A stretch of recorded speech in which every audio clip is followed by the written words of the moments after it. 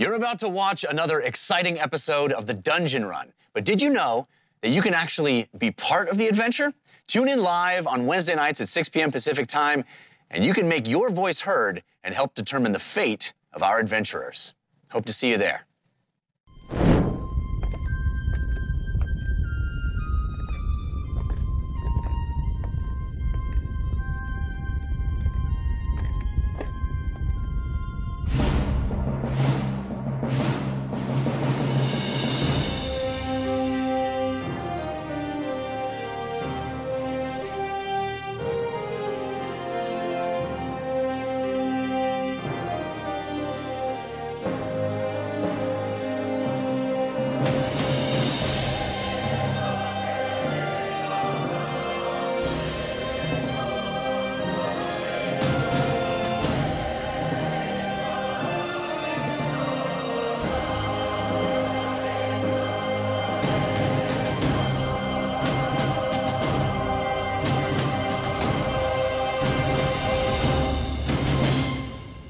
Hello to everyone watching live for the first time. Hello.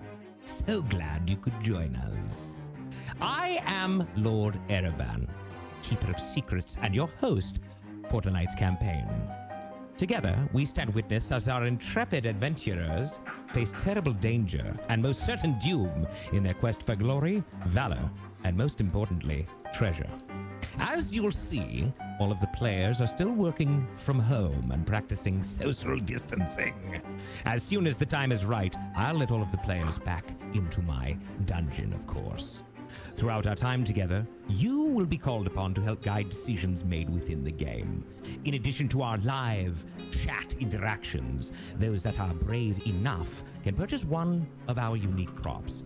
Tonight we have 4 Dungeon Run props for you. If you love the show, you can show love. When you buy Show Love, Jeff will see it and may read your name out during the game, showing you some love, of course. Also, you can show love to any member of the team, even me, if you like. Now, you could bestow upon the adventuring party the gift of advantage. That's the ability to roll a pair of 20-sided dice at once, taking the highest value.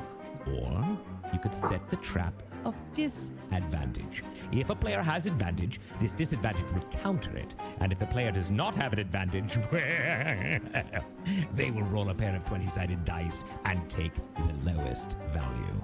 After all, life is pain.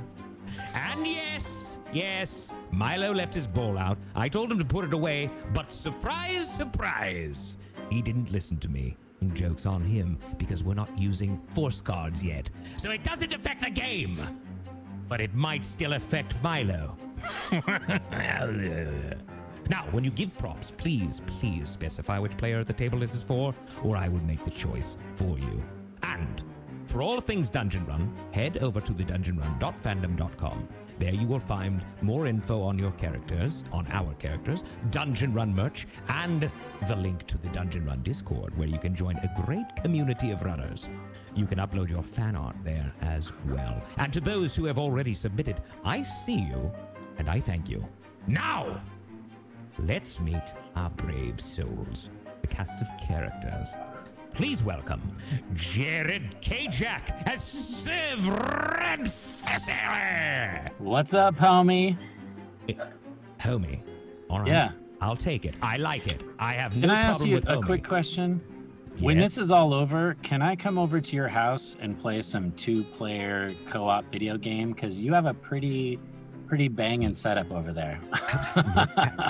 Jared, Jared, I don't know what to call you. Of course, I've been waiting for you to ask me that. I'm so excited. It's on. Yes. Jessica Lynn Parsons as Fahima Tiger. Hi. How are you, Order Man? How are you? I'm great. Did you get a haircut, Jessica? No, it's just these little curly bits in the front. Very nice. Do you like it? I like it very, very much. Yes, of course I do. Morgan Peter Brown as James Quillos. It's me. Hello. Hi, Lord Ereban. Wait, who is this? Who are you? Where is the mustached man? The mustache is gone. The mustache can only stick around for a couple days at a time. The facial hair was everything. The power is too kidding. much, Lord Ereban. You of all people must know the danger of messing around with that kind of power. You look very youthful, let me tell you, and I love it. Oh, I Congratulations. appreciate it. Thank you. Next up, we have Ronald Ogden as Uggo. You blowing my mind, Flair. Did you just say you're blowing my mind, Flair? I No, like it- that. I like it. No. Let's go with it. Let's continue. I'm a mind flayer. You're blowing Yep, my... yep. I'm in. Let's continue. Finally, rounding out the cast, Katie Michaels as Lily Dumblestock. Hi. How's it going? Hi. Everything wonderful. How is everything with you? I love your background and everything else going on there. Oh, thanks. It's very blue blue. like the ocean. And yes, and I believe like your eyes. Yeah. Or am I seeing them wrong? No, you're right. Wonderful, wonderful. So exciting. I love this cast. What color are your And eyes? now, little red. What would you say that? whatever. Scarlet? Yes, more like bloodshot. Oh, You know, that's lots sweet. of things going on here. Milo getting a little out of control with the... Anywho, finally, last but not least, the man himself, the myth himself, the legend himself, our dungeon master, and my great friend, Mr. Jeff Connaughton. I miss you, Lord Ereban. You look like you're doing well in your pad there, but I miss seeing you in person, man. I miss you, Jeff. I tell Milo this every day. I hate that it's just me and Milo. Yeah. Yes, Yeah, you I kind of wish got it could be. the short end of that stick there with the whole quarantining with Milo thing. Hilarious. It is true. I really did. But it really fits as well. I love this. I am so excited, everyone. I do want to ask you, well, let me say this. As their journey continues, I, Lord Ereban, will be joining you in your social conversations around the game. So keep an eye out for my avatar and comments. Oh, and before we begin, I have a favor to ask of you. It would give me great pleasure if you would share the show. Just click below and let all of your admirers know that you are watching the Dungeon Run, the greatest show ever made in the history of shows ever made. So, without further ado, keep the comments coming, be ever vigilant, and let the dice roll! Yeah! There we go. Good to see you guys. How are you doing? So, good. Pretty good. I want to say hello to everybody out there. It's been a rough week for me, so I am so glad to be here with all of you and to jump into the world of make-believe. I want to particularly thank Goofy BK for just a lovely tweet right before we started this that gave us all a bunch of encouragement. And I also want to thank all of the essential workers out there who are just getting us all through this as we all stay home and try to get through this crazy time. The garbage collectors, the medical professionals, Grocery the store workers. grocery store, yes, Yeah. food delivery people. You are all incredible, and we are grateful. So thank you, thank you, thank you. All right, let's jump into Ein, shall we, and catch everybody up. Okay. Sounds good. Okay. It started as a simple dungeon run, but it is anything but simple now. As they progressed on their grand quest, Civ, Fahima, James, Uggo, and Lily finally reached the entrance to a fabled dwarven fortress where answers to some of their biggest mysteries were waiting to be revealed. But before they could step through the door, they were magically transported back in time to a new place in unfamiliar clothes, working in the service of an old enemy. They opened their eyes as sellswords under the employ of the killed in battle along their journey to the dwarven stronghold. But now, in this time and place, they were helping him collect a bounty, transporting a strange, pale-skinned prisoner across a desert island.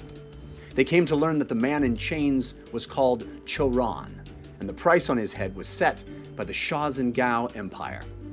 He claimed to know where the most precious treasure of the dynasty was being kept, and offered the information to anyone who would spare his life and help him rescue his wife and son, who he said were also being hunted by the crown.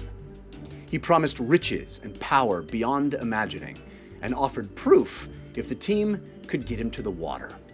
Unfortunately, other groups were also in pursuit of Choron's bounty, including a band of reptilian Yuan Ti, who chased the team across the desert to the very edge of the island.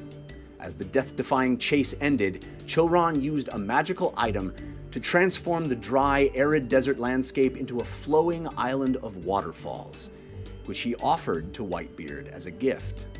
The pirate was persuaded by the promise of more lucrative riches and changed course for the Isle of Rum, where Choron said his family was waiting. In the meantime, the Heroes of Bingle set about learning more about their predicament and allying themselves with the crew.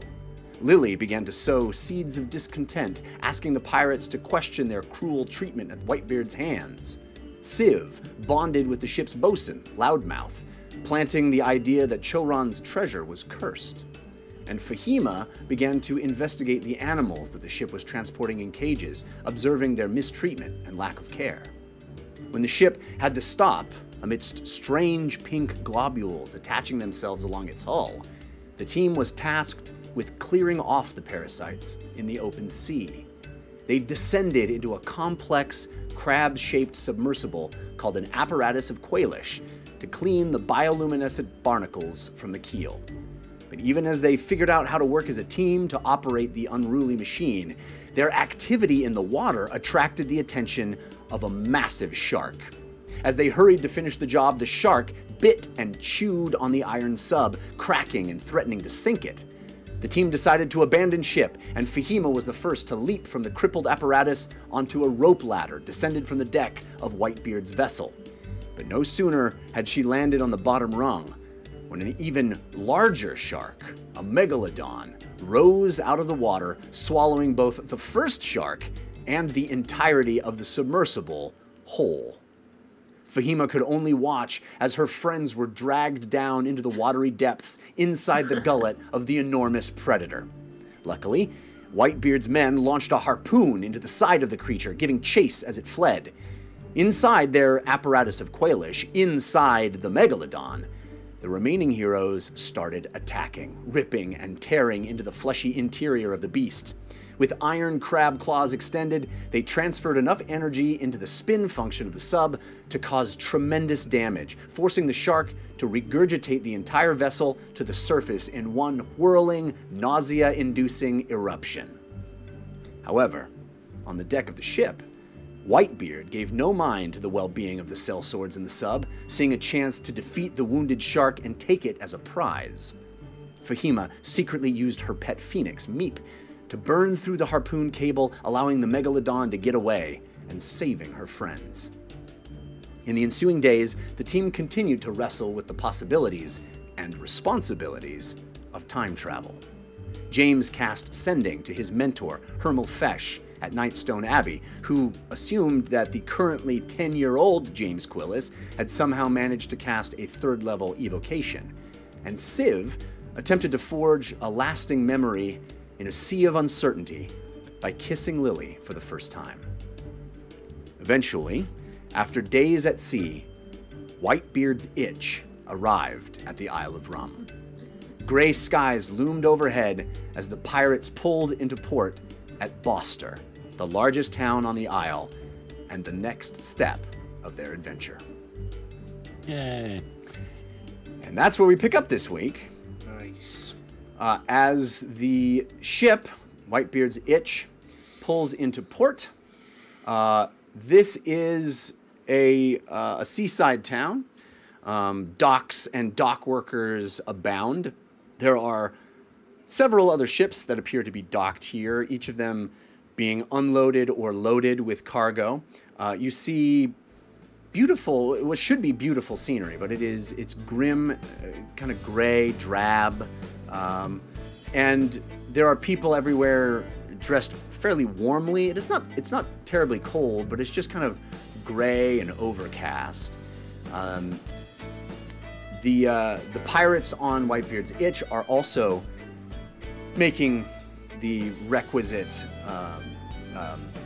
preparations for disembarking and docking the ship and stowing gear and doing all the things that you need to do when you're docking at on land. So all of you have a few moments to sort of collect yourselves before you get off as well. Jeff, does the drab gray does that feel like normal and natural, or does that seem like there's some kind of supernatural something going on? I think from your perception now, it certainly doesn't raise any alarm. It's just a, sort of a gray day, like an overcast kind of, Yeah. Just Santa Monica in the fall kind of thing. Exactly. Yeah. Or sort of like an East Coast, like a Maine kind of feel. There's like it's like a dock worker's town. It's like on the waterfront. You know what I'm talking about? Yeah. Do they have any like little lobster stands where we can get like one of the sandwiches? Well, you definitely see a priorities. As you pull up, the largest. The largest structure is this tavern called the Crusty Station. Oh yeah. So the name in itself could probably imply what the featured meals are likely to be in there. Oh, I was gonna say the clientele that would. That too. Tavern. Is Whitebeard? I'm probably sticking pretty close to Choron. Is Whitebeard? Like what seems to be the plan, at least as far as I can tell from Whitebeard's point of view? Is it? Yeah, I mean, as these activities start to materialize, and as the ship is being, going through the paces, it's not a short process to dock a ship of this kind. But as that process unfolds, you definitely see Whitebeard appear. With Loudmouth, and they're kind of moving through, barking orders and collecting things and making sure everything is in its right place for them to get off. And there's certain cargo things that they're going to unload and maybe perhaps try to sell. And there are people assigned to that. And Whitebeard makes his way over to the front of the boat where Choron's cage is, large iron manacles in hand, and he starts the process of unlocking the cage that was mounted on the front of the boat where Choron was imprisoned. And he starts unlocking that cage and talking to Choron, and he says, "I don't want to see any funny business from you, Triton. Know that, bounty or no, treasure or no, I will not hesitate to end you if you cross me." And Choron seems very supplicant and pliant at this point. He's been kind of beaten down by days in this cage, and he was already weary and broken a bit from being captured. And he puts his arms out. The big iron shackles get put on his wrists, and Whitebeard starts kind of collecting him and marching him toward the plank where the boat will lead to the dock. And he points at the five of you and indicates that you are to come with him, and Loudmouth is to come with him. It'll be a small away team. Yes. Who's the red shirt? Okay, got it. I would say look to your left, look to your right. If you don't see a red shirt, I'm just kidding. I am wearing a red shirt right now. That's true. It said Red Thistle. Would I have a chance to ask Choron any? I mean, probably not privately, since obviously that Whitebeard is like right there with us the whole time. But yeah, you guys, you would not be able to have any kind of private, unoverheard moments, but you can. There's this procession as the group of you are getting off the ship and getting onto the dock and kind of walking up into the town proper. But we still don't know. So, I'll make a show of, appearing tough, I guess, for Whitebeard's sake. But is there a way to contact your family? How do we know where to find them? How do we let them know that we have you and they should come with us? I have a contact in this tavern. They should be waiting for me, and I was assured they would be kept safe here. So I will find him. We will all find him, and then your reward will be given. Tell us about the contact. I cast mage armor. How do they look? What should we be looking for? the familiar magical shimmer appears around Fahima as Mage Armor is cast. Something that you guys are all familiar with, but certainly these pirates don't usually see a pirate getting. And perhaps from the corner of an eye, somebody notices something, but it's a very subtle effect. That's my version of not rolling an insight check on Choron. That's the Fahima version of squirrel. So Choron says, his name is Ostrom. He's tall. He looks like me. He will not be easy to miss. We should be able to find him inside. And tell me one more thing. How will he respond when he sees you in shackles? That I do not know. I am ready to chase him down. And as you continue walking, Choron and Whitebeard kind of holding him and making sure that you guys are basically being treated like Whitebeard's men, right? He is trusting the five of you as the away team with Loudmouth to sort of handle Choron. So there is, he's near you, but he's kind of delegating some authority to you. And as you're walking along, Whitebeard sort of turns to Lily. And he looks down. Whitebeard, a very big man, very tall, broad man with this prolific beard. He looks down at you, Lily, and he says, I've heard talk in recent days among the men that Choron's treasure is cursed. You wouldn't know anything about that, would you? Only what I've heard from the other men. And what's that exactly? That it's cursed. It's pretty classic pirate talk, Whitebeard.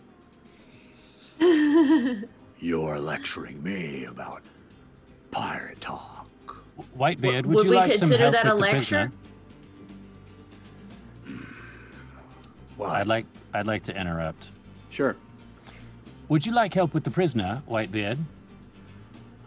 Yes, we need to get to the Crusty station. Would those handlers for the animals have, when I was sort of doing my investigating, what is the purpose that is given for those animals once we arrive on the island? Are they to stay on the ship until our final destination? I don't think you have really seen that in particular. Like, there's no indication given at the moment because everything is sort of happening fast. There's a hustle and bustle on the ship, movement. I don't think you spotted them in particular right now. And kind of gotten caught up in this field trip, for lack of a better term. Whitebeard, what's to happen to those creatures you have captured on the ship? I'm going to go check out the Crusty station. I'll go. Don't go alone. Yeah. Well, we're all going. Aren't we all going there? Yeah, Yes. everybody's making their way there right now. I'll goes towards the Crusty station. Okay. Faster than us? He's. Yep. Okay. He makes a quick to the door. Okay. All right. So Whitebeard looks at you, Fahima, and he says, "If we're lucky, we'll get ourselves a good old-fashioned fight." You're going to sell them to fight each other against other creatures? They'll fight whatever is deemed appropriate and whatever garners me the most coin. Like you? They're gonna fight you? Perhaps if I have enough to drink. Noted. I want to thank some folks that have already given us love early on in the show. Fall Star, Scented Meat, Scoundrel Lovejoy, Angel Devilson, Braba, Kin, and others. Thank you for those balloons. We really appreciate it. As Ugo runs off ahead, Loudmouth sort of pulls Civ aside because he's sort of had a bit of a relationship established with Civ, and he kind of talks in a way that Whitebeard can't really overhear, and he goes, you know me. I don't like to talk out of turn. You know, I'm one to keep my mouth shut at all times. You know, do as I'm told. Everybody knows this about me. It's why I'm trusted across every ship I've been in. You know, trusted. That's what the men say. Trusted, the most trusted men in the crew. Obviously, ask anyone. But I gotta say, as much as he is, us walking to the station here with a bounty that's worth what this one seems to be worth. Right. To people as important as he seems to be, a lot of folk around here, you know, they stab their mothers for a loaf of bread. You know, not that I would say that, but they might, you know, might not be the wisest decision. You're saying you think someone in Boston is going to try to steal this bounty from us? Well, I'm saying, you know, just parading in with a very valuable thing. You know, it's probably not the most. That's actually a great idea. I'm glad you thought of it. And I'm going to take off my big red scarf or whatever I'm wearing as this neutral tabaxi. Right. And I'm gonna flop it over the top of Choran's head. Okay. So he doesn't even resist this, you know, he just kind of lands on him, covering his head and shoulders. His hands shackled kind of peek out from underneath the cloak, for lack of a better term, that you plopped over his head. I'm gonna grab Loudmouth's sash and pull it off of him and put it around Choran's hands and arms to mask the fact that he's got bluish skin. Okay. Or whatever Triton skin looks like. Yeah, it's kind of pale and silvery, actually. So Fishy. Indeed.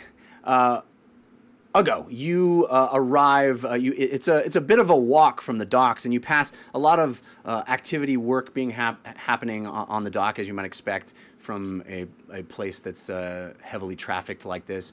And you hurry along up this rise, and you get to a very, very large wooden building that clearly seems to have at one point been a boathouse. It seems to have been converted from a very large boathouse. And there's a big sign on the front, painted wooden sign that says the Crusty Station. It's got a big picture of what looks like a lobster or a crab with a big smile on its face. I think this is the place. He says it's clearly the things that we were reporting to, yeah, exactly. to himself, and he walks inside. Jeff, what Uggo's going to do is a quick scan for where the bar is, and while he's doing that, he's looking for another Triton. Okay. He's trying to cover that he's looking for someone, so it's more of a nonchalant kind of where's the bar, but also scan the room while looking for a bar. He just like leans up against the wall, you know, casual orc style. I'm okay. I'm totally okay being like walking in, stopping, looking around. As soon as he finds the bar, if I don't see a Triton, he's going to the bar. Okay, so what happens? Adventure is just eyeing casual. Eyeing casual, Just yeah. casual. That's right. So you guys aren't too far behind Uggo, but Uggo certainly is the first one to enter the room, and it is one. Well, Uggo, the first thing you notice, of course, is the smell. It's a fishy, salty smell of a seaside pub, and it is one big room with high vaulted ceilings. From the exposed beams crisscrossing the roof, there are all manner of things hanging, suspended by ropes and cords, barrels and crates lashed to the sides, up in the corners, netting and canvas holding up barrels and trunks. Full skeletons of large fish and gaping jawbones hang suspended from twine. Even an entire rowboat is hoisted high up in the rafters. Fishing poles and fishing line, taxidermied fish and seagulls mounted on wooden planks. Ledges stick out from the walls, piled with sacks of grain and flour, bottles and casks and chests. And there are stairs in the back that lead up to a second-level balcony that overlooks the main tavern. A roaring fire in the hearth warms the room, with lanterns and sconces flickering firelight from the ceilings and walls. Every surface of this place seems to be covered in decoration or supplies. Nautical maps and tapestries depicting lighthouses and sailing vessels hang on the walls. Shelves are stacked with knickknacks and trinkets up out of the reach of patrons. Large, arching cabinets hold a seemingly endless supply of bottles of wine and liquor. A long, wide bar lines an entire wall, and behind it are dozens and dozens of ships in a bottle, in all shapes and sizes, mounted and displayed. A dartboard and a billiards table sit unattended in the back. And the place is quite full, though not raucous, as it's sort of a subdued intensity, as if the tavern is peopled with somber, serious characters, dockworkers with surly, hardened looks. Many of them seem to be eating porridge and bread alongside steaming servings of shellfish, crabs, and lobsters, which clearly seem to be the house specialty. Men and women sit at long tables holding small mallets, smashing through shells with them and slurping out the innards of the crustaceans. The whole place smells of it. It's walking into a fish mart. Are there Cheddar Bay biscuits? Yeah, I was gonna say, is it like a Bubba Gump shrimp house or something? With the knickknacks and the flair. Can there be a really bubbly hostess at the front? There is not that. There is definitely not that. Jeff, did anyone else from the ship come with us, or is it just us and Whitebeard and Loudmouth? And Loudmouth. You, Whitebeard, Loudmouth, Choron is the group that has come with. So me. the crew didn't come down. No, there seems to be activity. The crew seems to all have a number of them seem to have important duties. There's no lack of things that seem to need to be done. Yeah. So. As we're approaching, is the rest... But, yeah, sorry, roll perception, yes, I'm Ugo. You have advantage from Don't Hate Fahima. It was countered by Corn Unicorn. Ooh. All right. Okay. Nat 1. Nat 1. Oh, wow. You walk in and I think you're kind of overwhelmed by the all of smell. All of the malls. Yeah, exactly. All the tiny balls. Tiny little hammers. Yeah, exactly. Balls everywhere. It's 400 of them. It's a very large place. You kind of forgot why you walked in there. You open the door and you've never seen any place quite like this, and you kind of forgot what you were even looking for. Is there canned music being piped in from some unseen place? No, there is not. As we're approaching the Crusty station, as the rest of us are sort of approaching, I would like to awaken mind to Choron. Okay. Basically say, you have my word that I will do everything I can to protect your family, but I can read your mind. So if you have something shady planned, know that I'll know. Okay? And he looks at you.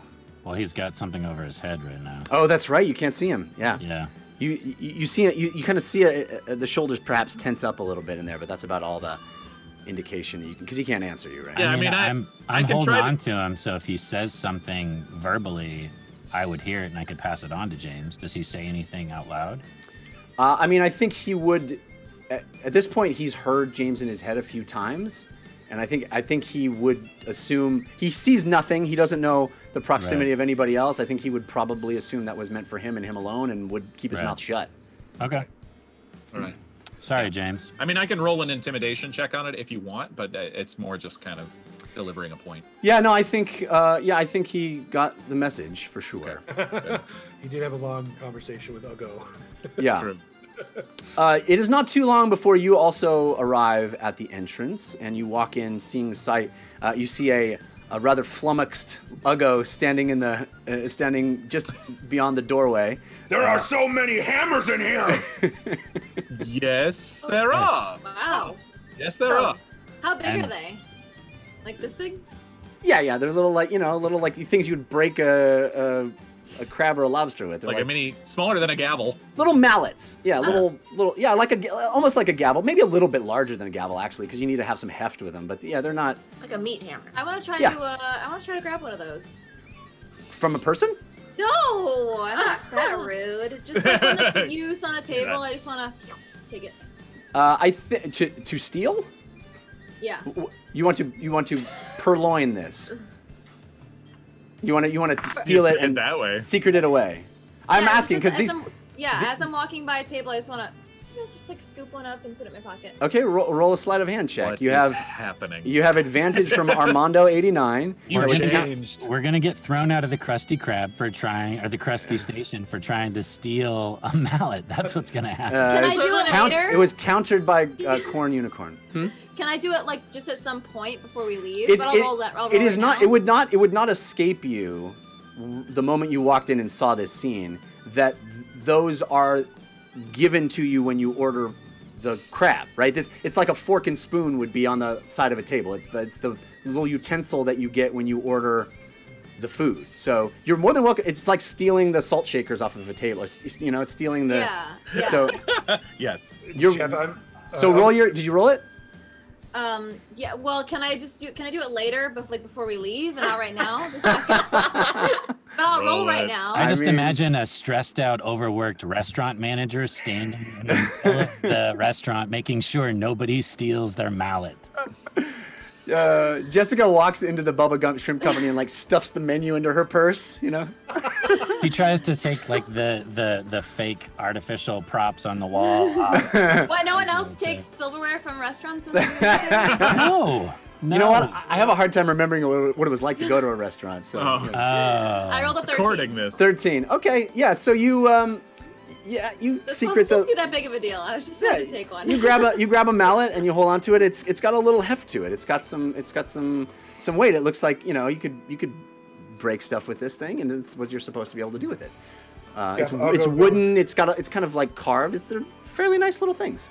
Ugo goes to the bar and says, "I want one of those," and points to a lobster, and 7 of those, and he points to the hammers. Okay. How much? Hey, how are you? It'll be 14 silver. Do I have 14 silver, Jeff? Yeah, you do. Okay. You guys each have about 10 gold on you. Okay, great. I pull out 14 silver, and then 2 more silver after I realize, 2 more silver. That's fine. You are sure you want 7 of the mallets? Yes. Do you have more? I'll go. The guy behind the counter is this halfling with a curly brown hair and like a bandana into a headband around his head. Oh no! He's clearly standing on something behind the counter to be high enough to look over it. He's the guy who got a summer job and then never stopped. Is he wearing a Red Sox hat, but is it backwards, like over the top of the bandana? He's a townie. I'll go. It says, welcome to Boston. Oh God, no! And I'm getting caught from 2 places. What? Yes. I just you understand that those are for the eating, right? Well, that's what they're intended for. Yeah. Okay. I just wanted to make sure you knew. Yeah, but you could also throw them. You could. Yeah. Are you going to throw them in So- here? It would do one. Well, damage. hopefully not. I should tell you. I'm sorry to interrupt your scene. I should tell you that the moment all of you walk in, Right. people know Whitebeard. Record Right. scratch. Yeah, We also have a prisoner with like a hood over their head. So. exactly. And Not casual. there is a real acknowledgement that Whitebeard entered this room. There's a lot of people in here, but it doesn't escape anybody's notice that this tall pirate with a big white beard walks in like he owns the place with what is clearly a prisoner in front of him, pushing him along. I would like to be the person holding on to Choran. That's why I said, "Can I help Sure. you, prisoner?" Okay. Yeah, so see if you've got Choran by the upper shoulder or arm. You also note that while Whitebeard seems to just saunter in like he owns the place, Loudmouth has got his head on a swivel. He's clocking every face that turns your way and eyes you guys. And I'm assuming he's got some enemies here. Whitebeard does. You can. I think it's safe to assume Whitebeard has enemies everywhere. Right. Right, I mean, he's not, Mr. Charming. So. Jeff, just to clarify, is this 7 light hammers?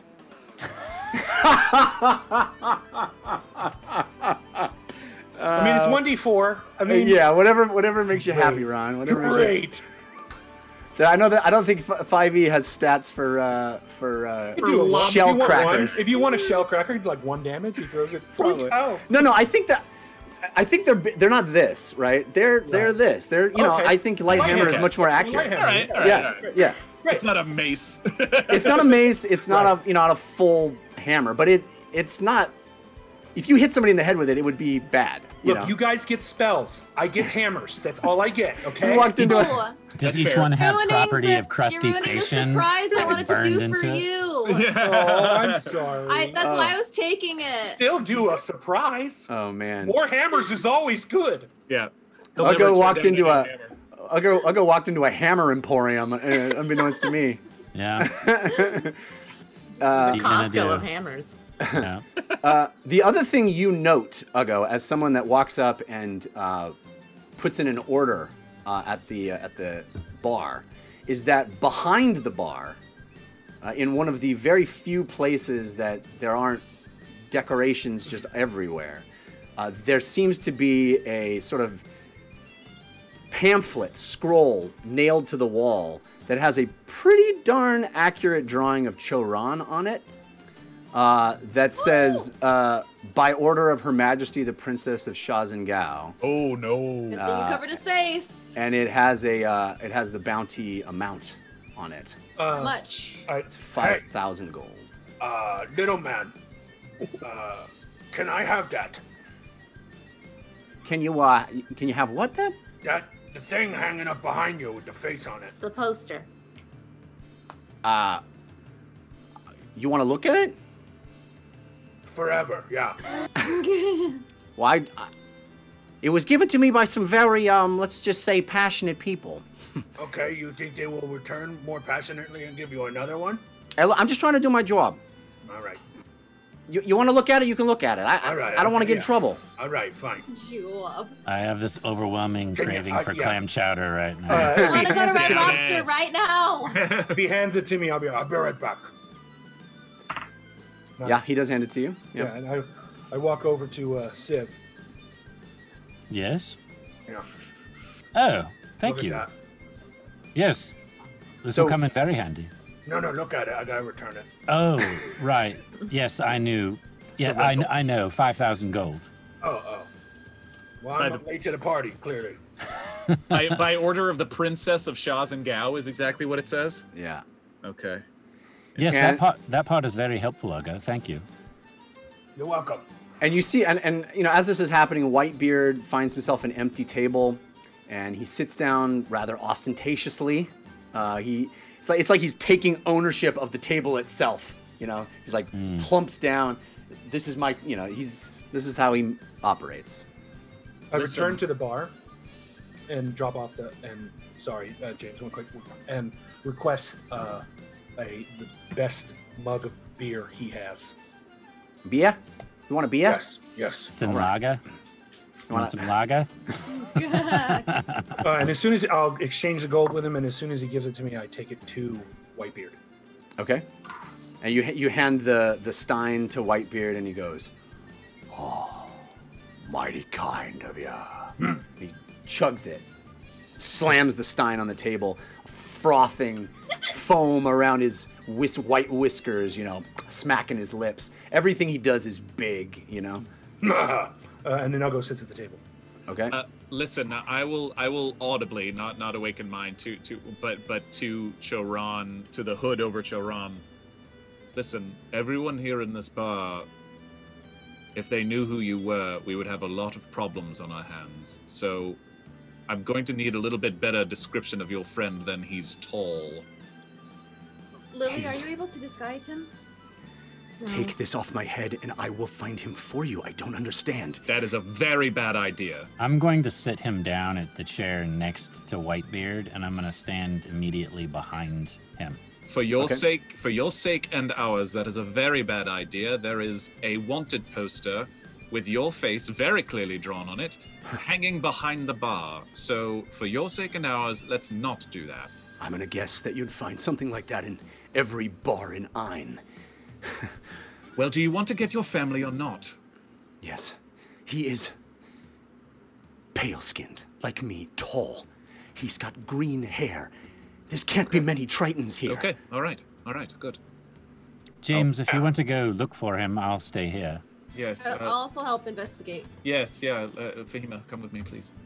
All right, so you guys are going to do some perception checks, I'm guessing, to try to find him? Yes, please. Yeah, I'd like to do investigation if possible. All right, what would you like to investigate? Investigate His the area location? for his person. You want to sure investigate for any signs of a tall, Yes. a tall Any Triton. clues? Silvery skinned. I'd like to Are there- investigate the location of the Triton. Are there silvery Magnifying footprints? glass. Yeah, yeah. So James, you have advantage from Armando 89, but it was countered by Corn Unicorn. Thanks, Armando and Corn. Fahima, your investigation check has advantage from Bo Busy, countered by Bingle in Flames. That's an awesome. Heyo! Oh, that's a 12. All right, so Fahima, you are doing a little bit more of a point-to-point check of this place. What are you doing? Checking the dust for footprints. You're going to find a lot. Yeah, There are a lot of footprints here. A lot of dust and footprints, probably. They don't clean this place very often. I would Probably say in about 2 weeks. 10 days, 2 weeks. Good to know. You do not find any clues that would lead you to the whereabouts of anybody fitting the description you heard, Fahima. But James, I was gonna say. James, with your awesome, you actually kind of stay very still and start looking around the room very carefully. You take a real moment to soak it all in, to really look at all the characters, large and small, that are in here. This enormous vaulted room with all of this paraphernalia all about it. Lots of people smacking their lips, cracking shells, eating rather loudly. Not a lot of conversation, but some hubbub, some murmur here and there. And you look into all the faces, many of them halflings, many of them human. There are some other creatures here and there. You do not see, even with your natural 20, hide nor hair of a single Triton. Oh. There does is one James guy know with meta lots that- of makeup on Does and a James wig.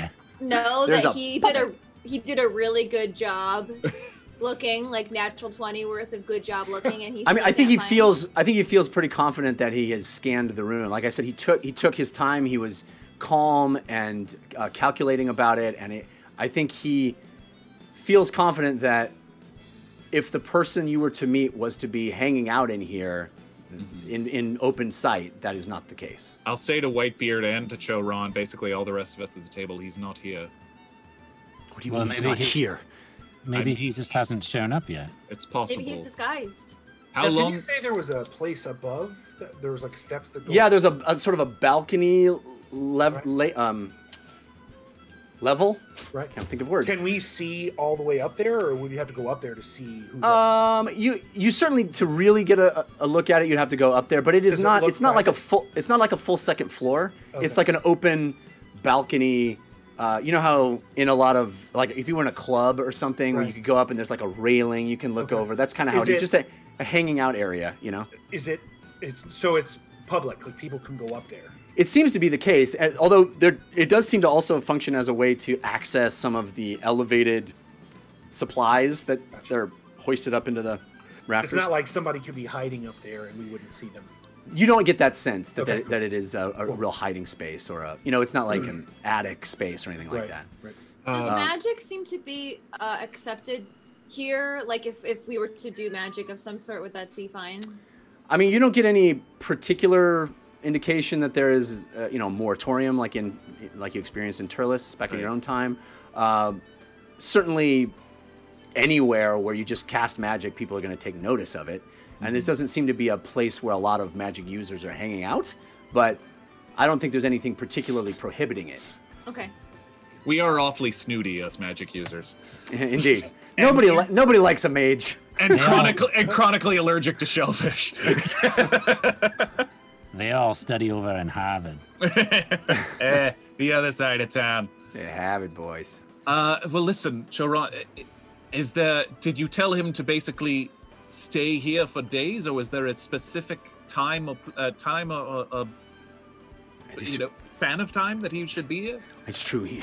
It's possible he's just not here, but I would assume that he would check in early, mid, and late day, every day, as his charge. Let me talk to Sharfer. No. Please, let me speak to Sharfer. Who's Sharfer? Sharfer's the barkeep you just purchased your 7 mallets from. While this is all happening, Jeff, by the way, I'm talking to Sharfer about what kinds of rum they have.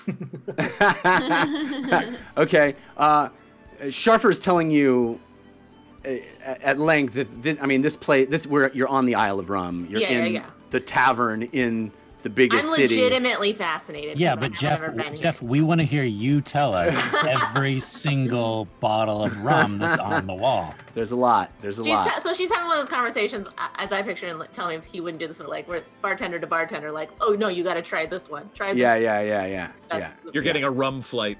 Yeah. Just talking and chatting about the different types of. He's loving this. He's loving the exchange. First time to Boston. So we gotta get out of here. I'm loving this. Choron is indicating that he'd like to speak to Sharfer. He should know where Ostrom is. Ask him about Ostrom. I can get a message to one of our other compatriots, but you're running short on time, my friend. And I'll touch Civ's shoulder. I got this. And awaken mind to Lily. Ask if he's seen a Triton named Ostrom.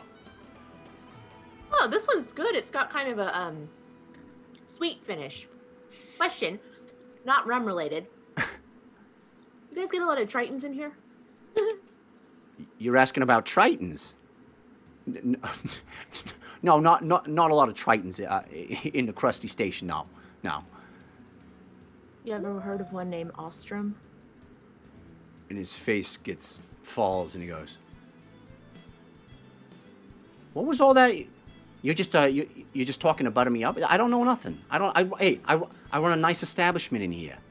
I don't want any trouble. I'm just doing my job." Hey, I don't want any trouble either. I was having that conversation with you so we could get on the same page. What page is that exactly? That maybe we're allies? Oh, you and me, we're allies now. I don't know. Why not? What are we allies about? You have something against me? You don't want to be allies? What do you know about Ostrom? I don't know much. That's why I was asking you.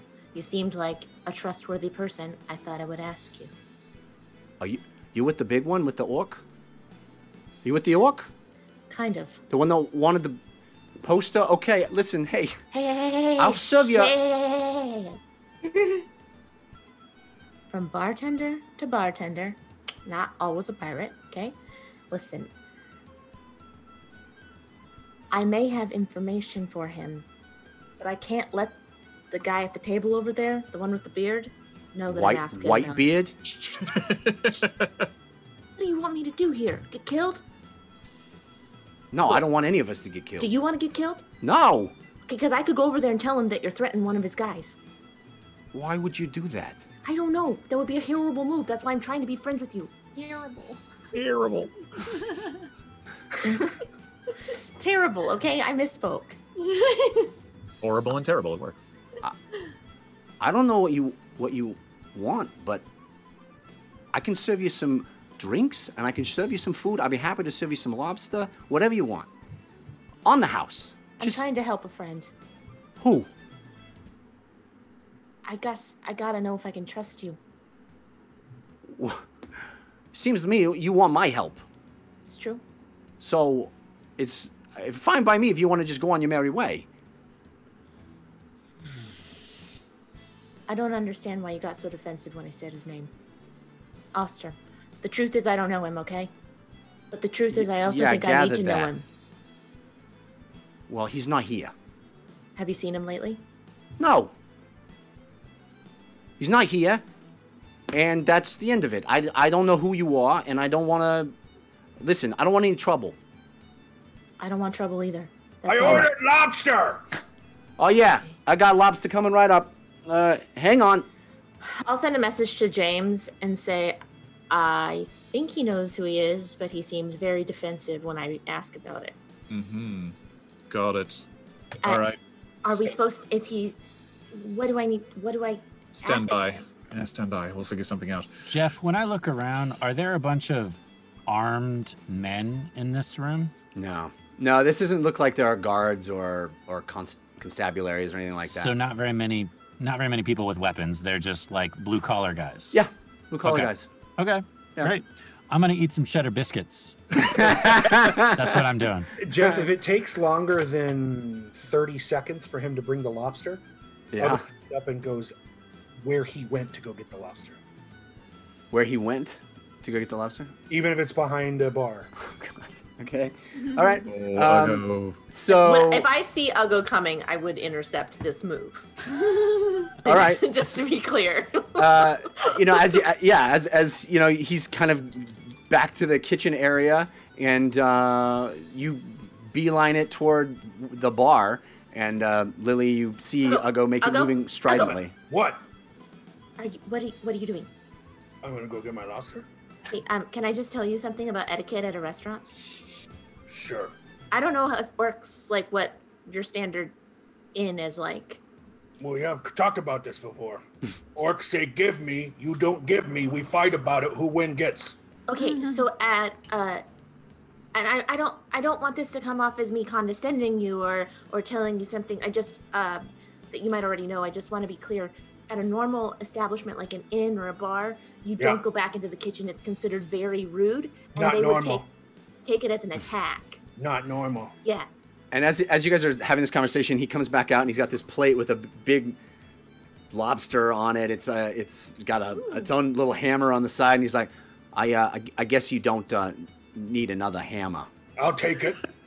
Also, all right, so he hands you the tray, and I set it aside and I wait there. I look at Lily, fold my arms, and wait. I'm trying to intimidate him by presence. Okay, you can roll an intimidation check. You have advantage from Will Bitson that was countered by Grim Fated. Ooh. Dirty 20. Dirty 20. Yeah, he's sufficiently freaked out by you all and this whole situation, and he is sort of getting real. I mean, he's a halfling. He's a small fella anyway, and he's just kind of moving past you and picks up a rag and a cup and starts cleaning the cup, just real, got his eye on you, just checking, furtive glances, just really, he's scared. Uggo keeps glancing at Lily. I think he really wants to know who Oscar is. Well, Listen, if you'd rather not tell us here, you could tell us somewhere else. Uggo takes the lobster, cracks it with his hands, starts eating it. Oh! I think I smell lobster. Seafood is my favorite food. Really? Yes. Interesting. The way it cooks inside my mouth as I'm eating it. Oh! You're only just now smelling seafood? We've been in this restaurant for 10 minutes. And as you crack it and bite into it, staring him down, he goes, all right. Fellas, this guy's bothering me. Oh, no. And 4 dudes stand up at the end of the bar and walk over to you, and they're like, are you bothering this fella? I'm eating a lobster. He's eating a lobster. I don't know what he's talking about. We'll fight with some Cats fans. Would you like us? Would you like worst. us? Would you like us to take this up with Whitebeard?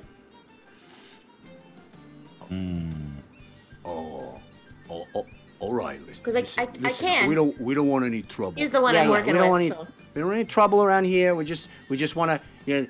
This is our place. This is our bar. You come in here. You start threatening people and looking all intimidating. Hey, Whoa, hold on. why don't you just enjoy your lobster? You say that because I am orc? You think I'm trying to intimidate you because I look like this?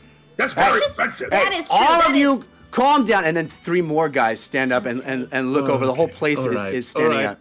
And you see Choron underneath the blanket start to fidget, and he's like, "Is that Sharper?" I hear his voice. He's like, "All right, listen. We're gonna all be calm. We're gonna all be calm. We're gonna be calm. We're gonna calm down." And in that moment, in that exact moment where everyone is, 3 more people, kind of the back at the bar, all of this commotion starts to simmer. In that very moment, the front door where you guys came in opens, and about 5 humanoid reptiles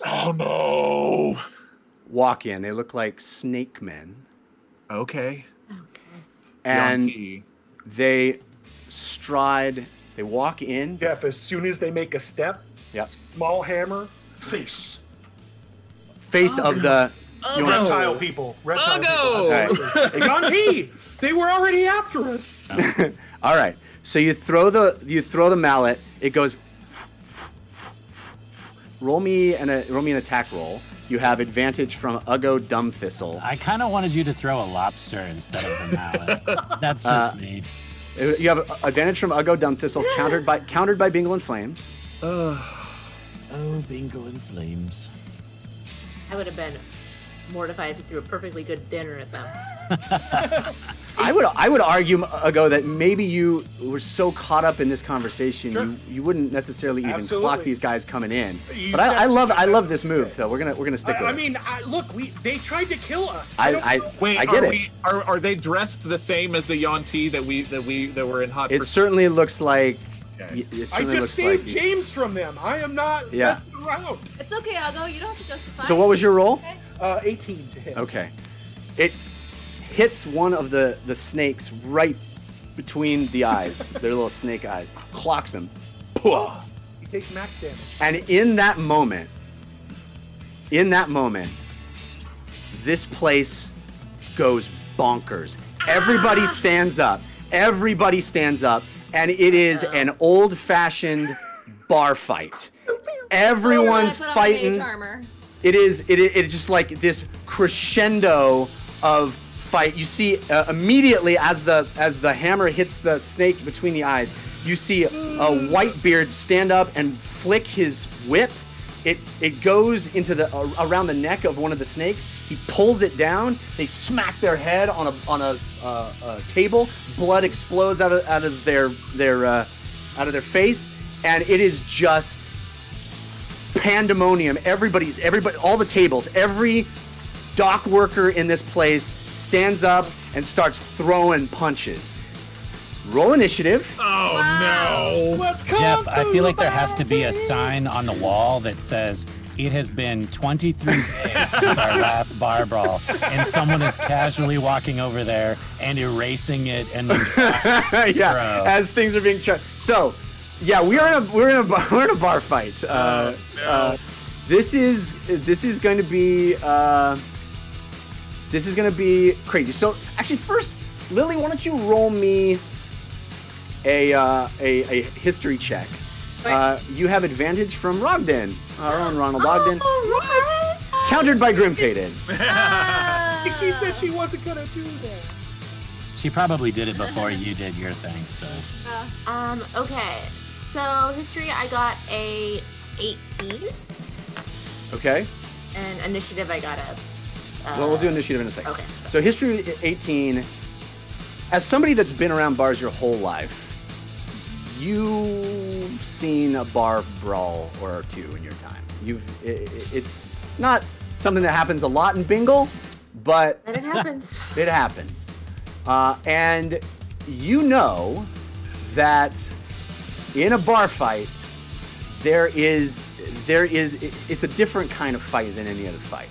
There's a crazed panic almost, a loss of sense. People have been drinking and eating. It is you know that a bar brawl lasts longer if people are trying to kill each other.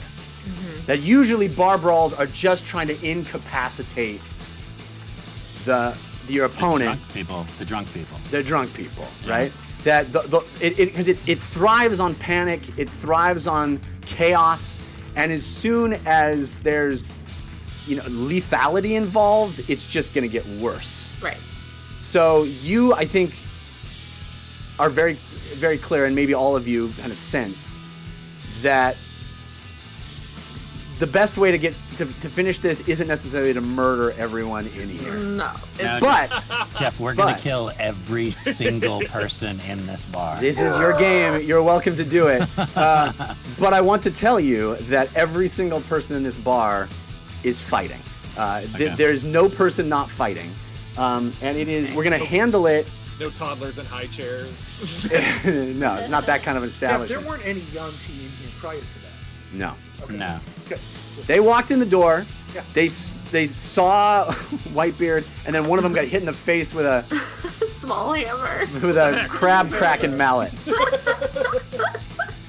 All right, let's do our initiative. Civ. 22. Fahima. Do we have any advantage? Oh, I'm so sorry. Yes, advantage. Civ. Advantage from Z-Man 9018, countered by Grimfaded. Fahima, you have advantage from Follower of Fahima, countered by Fragment of Heart Soul. James, you have advantage from Ivy Jane, countered by Grimfaded. Thanks, Ivy Jane and Grimfaded. Ugo, you have advantage from Z-Man 9018, countered by Grimfaded. And Lily, you have advantage from Lily Dumblebay, countered by Corn Unicorn. So, Civ, that was a 22. Fahima, what was yours? 16. James? 19. Ugo? 6. 10. Lily. 13.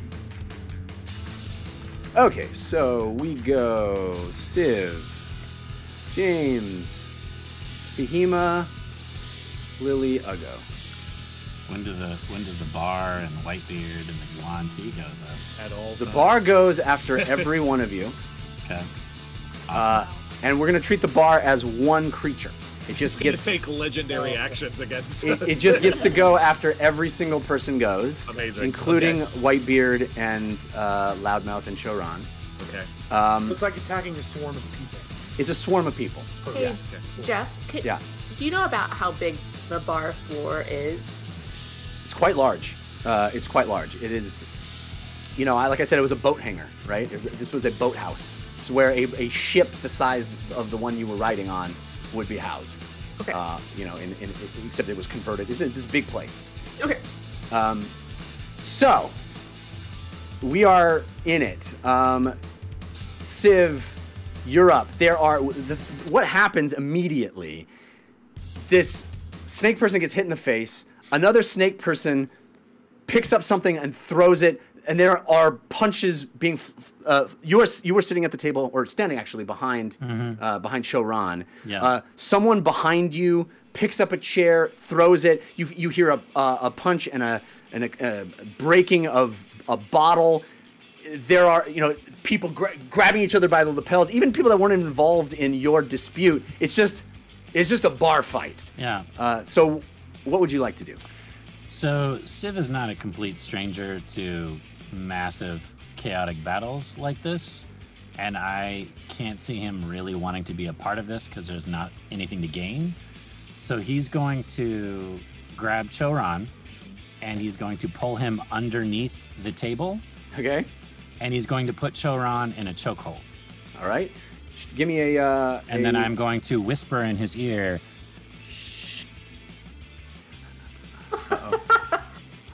Uh-oh. And then they kiss. Lily knows that move.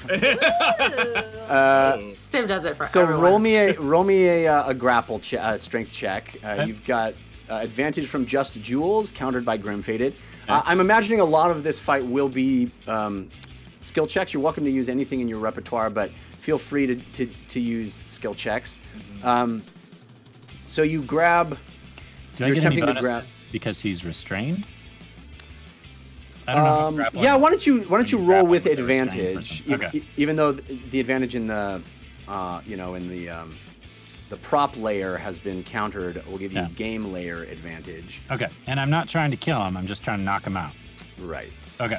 And he is going to roll his strength check to see if he can resist you, because he doesn't like that at all. I didn't think you would. He rolled a 15. Okay. I got a 19 on the first roll and a 5 on the second, so 19. Jeff, quick question for you, just for cultural purpose. Yeah.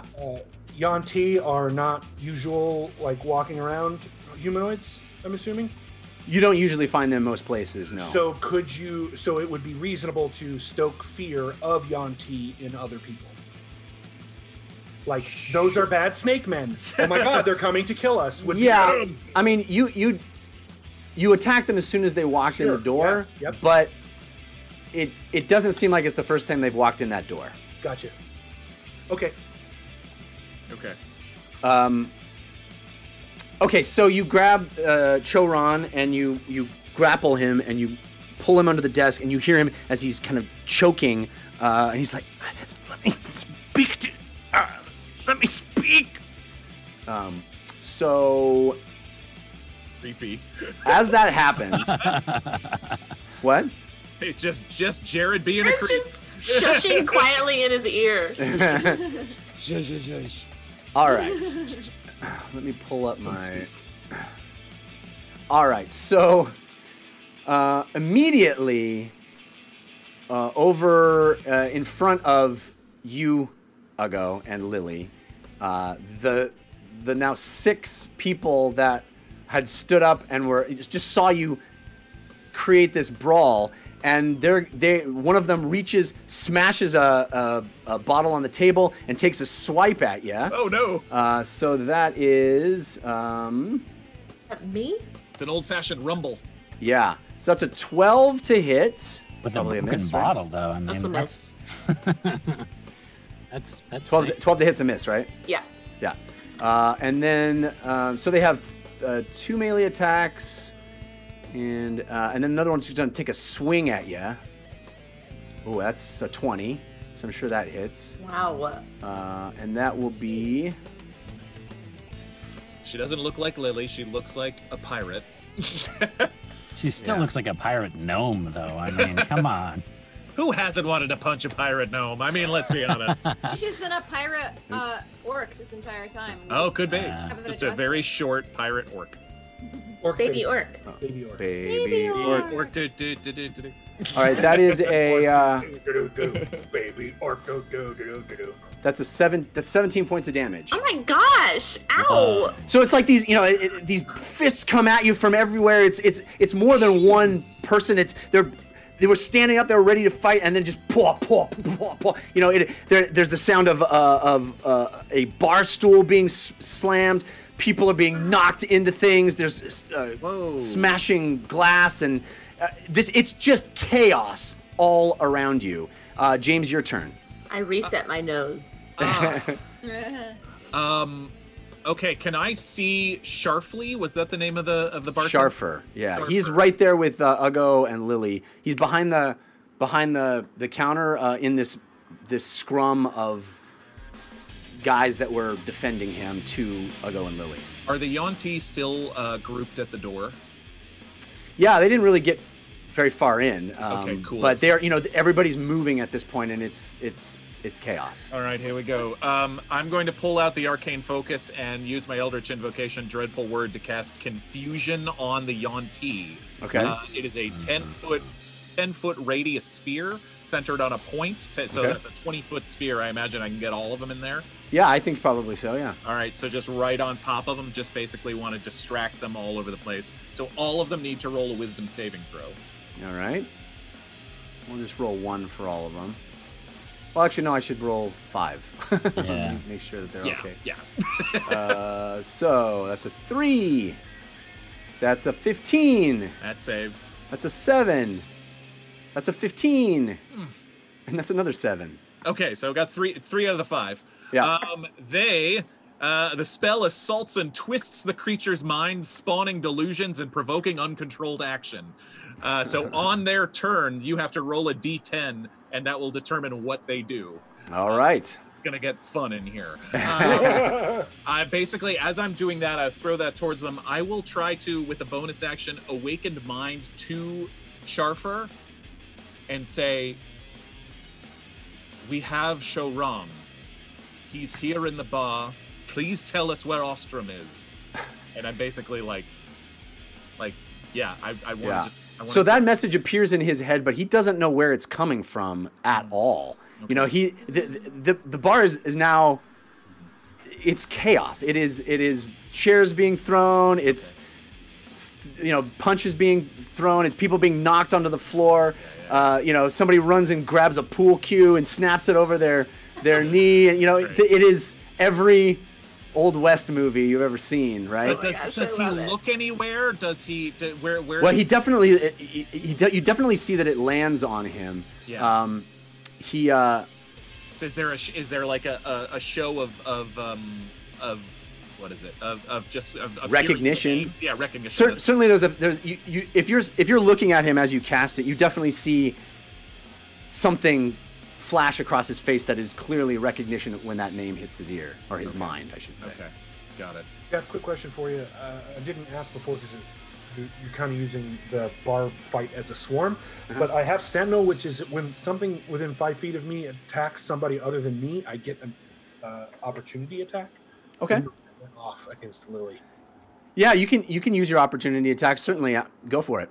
I think there's going to be lots of opportunity. Basically, what's going to happen is they're going to be, you'll see as this fight progresses, but it's not going to follow, the normal rules. For sure, of course. Yeah, I just, it's more of a what happened. Right. Lily got attacked, so. Yeah. Take a swing or whatever you want to do. Whatever you want to do. You got popped right in the nose. Oh, you have advantage from Angel Devilson. Oh, straight advantage. With a light hammer, because that's assuming what I have in my hand, is a 16. That's a hit to the Tavern Brawl. One of the dudes that smacked Lily, I'm assuming. Yep. So that is a hit. 7 damage. Nice. Okay. So that's exactly how this is going, right? Yeah. You see a couple of punches fly at Lily. She takes a couple of them, and you go, "Argh!" And you swing back, and you pop one of the guys in the jaw, and he's mad. Blood pops out of his mouth. He picks up a bar stool, smacks it on the table. Another one taking bottles. It's that scene. Right. So James, you just cast Confusion, so we're up to Fahima. What does Whitebeard look like he's doing? Oh, actually, I'm sorry. There's a turn of the tavern at this point. You see Whitebeard, by the way, he just did the whip thing to one of the Yuan T. He's angry. He's kind of got a gleam in his eye also that, this isn't the worst thing that could have happened to him today. Right. He's pretty happy about before this. We came inside. Yeah, exactly. If the Yuan T are going to move, you need to roll 3 d10s to see what happens to them. Right. Let's do that. Why not? 3? That one doesn't move or take actions this turn. So basically, a 1? Yes. 1. You have to run in a random direction. So that one turns tail and runs smack into the wall and kind of hits himself in the wall and doesn't understand why the wall just jumped out in front of him. Great. And then the first guy just is looking dazed and kind of yeah. And then the third one is a 10. The third one can act normally. Okay. Okay, so that one is gonna run up and take. None of those guys can take their reactions. I'm sorry. There you go. Right. So that one's gonna run up and take a swing at. No, he's gonna run up and look under the table, and as he walks by, Whitebeard's gonna swing an elbow out at him and smack him in the face with an elbow. Actually, he misses. He takes an elbow at him, and this guy ducks and looks under the table and spots you, Civ, with this holding somebody with a cloak over his face. And he looks up at Whitebeard and he hisses.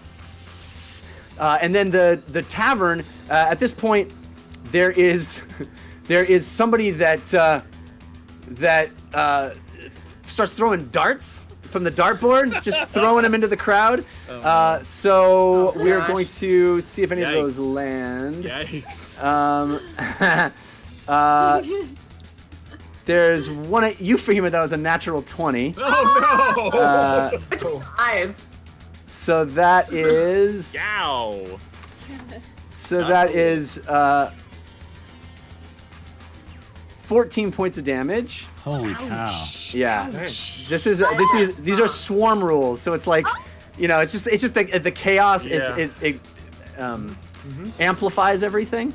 Everything is 4d6, by the way. That's how it all. Real die. Oof. Bar fight.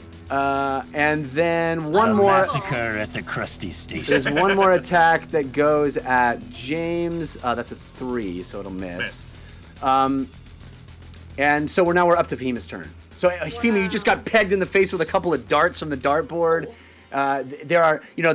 There's a piece of broken wood at your feet as it crashes down. You're hearing people yelling and shouting and punching each other. You look up on the second floor, and there's people who've run upstairs and are grabbing things from the supply shelf and just throwing them down, throwing crates and barrels down from the second floor. I mean, it is pandemonium in here. Wow. All right, so I'm going to dive down to where Civ and Showrun are and do like a dive and roll, sit up, and I guess as I'm moving, I want to try to make eye contact with James, if that's possible, just to kind of give him a message like I'm about to do something. And I cast invisibility 3rd level on Civ, myself, and Showrun.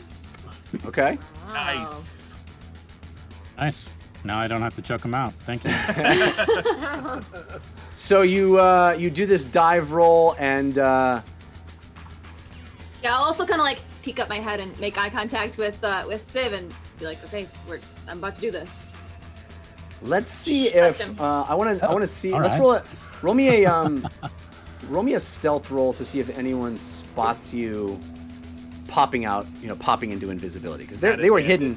They were hidden under the table, but you were not. So Fahima, you have advantage from Don't Hate Fahima that was countered by Kaibuk. But if she's rolling for invisibility, she gets advantage anyway, or is Right. This... So okay, yeah. So Yeah. right, you get advantage. Jessica, you'd have to cast it at 4th level to get all 3 people. Wait a minute. No, it's a second level spell. If she's rolling for stealth before the invisibility, she wouldn't get it anyway, right? Oh, okay, that was my Yeah, question. yeah. She's not Oh invisible yeah, you're yet. right. Fourth level.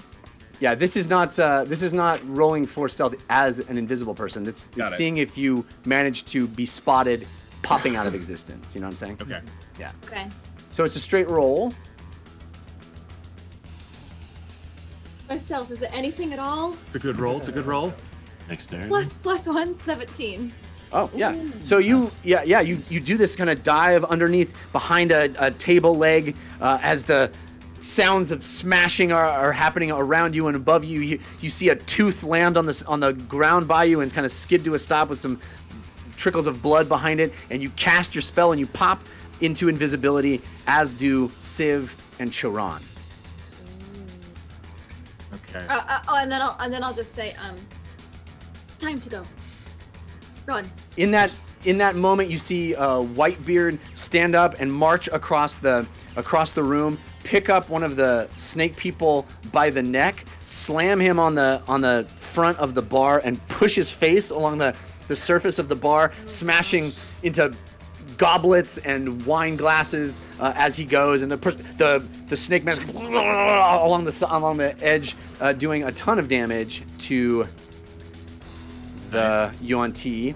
And you also there's an attack against Ugo from another of the participants. One of the Pats fans. One of the Pats fans. You come in here. He swings a bar stool at you or a chair of some kind. This is a 17 to hit. Yep. Okay. So that'll be another 46, which You're not raging yet, right? 8 points of damage. Oh wow. I'll take I'm sorry. I keep forgetting my my advantage and disadvantage. I had advantage from Grim Faded, countered by Don't Hate Fahima. on that roll, so it was ended up being the same. I haven't raged yet because it's not been my turn. Right. It is now Lily's turn. Okay. So I'm at the bar, and Ugo's next to me, and then these guys are just chaotic behind. Where did the bartender go? He's kind of ducking behind the bar, peeking up, seeing people fight. He doesn't seem to be wanting to participate particularly in this exchange. And the Yanti are around Whitebeard at this point?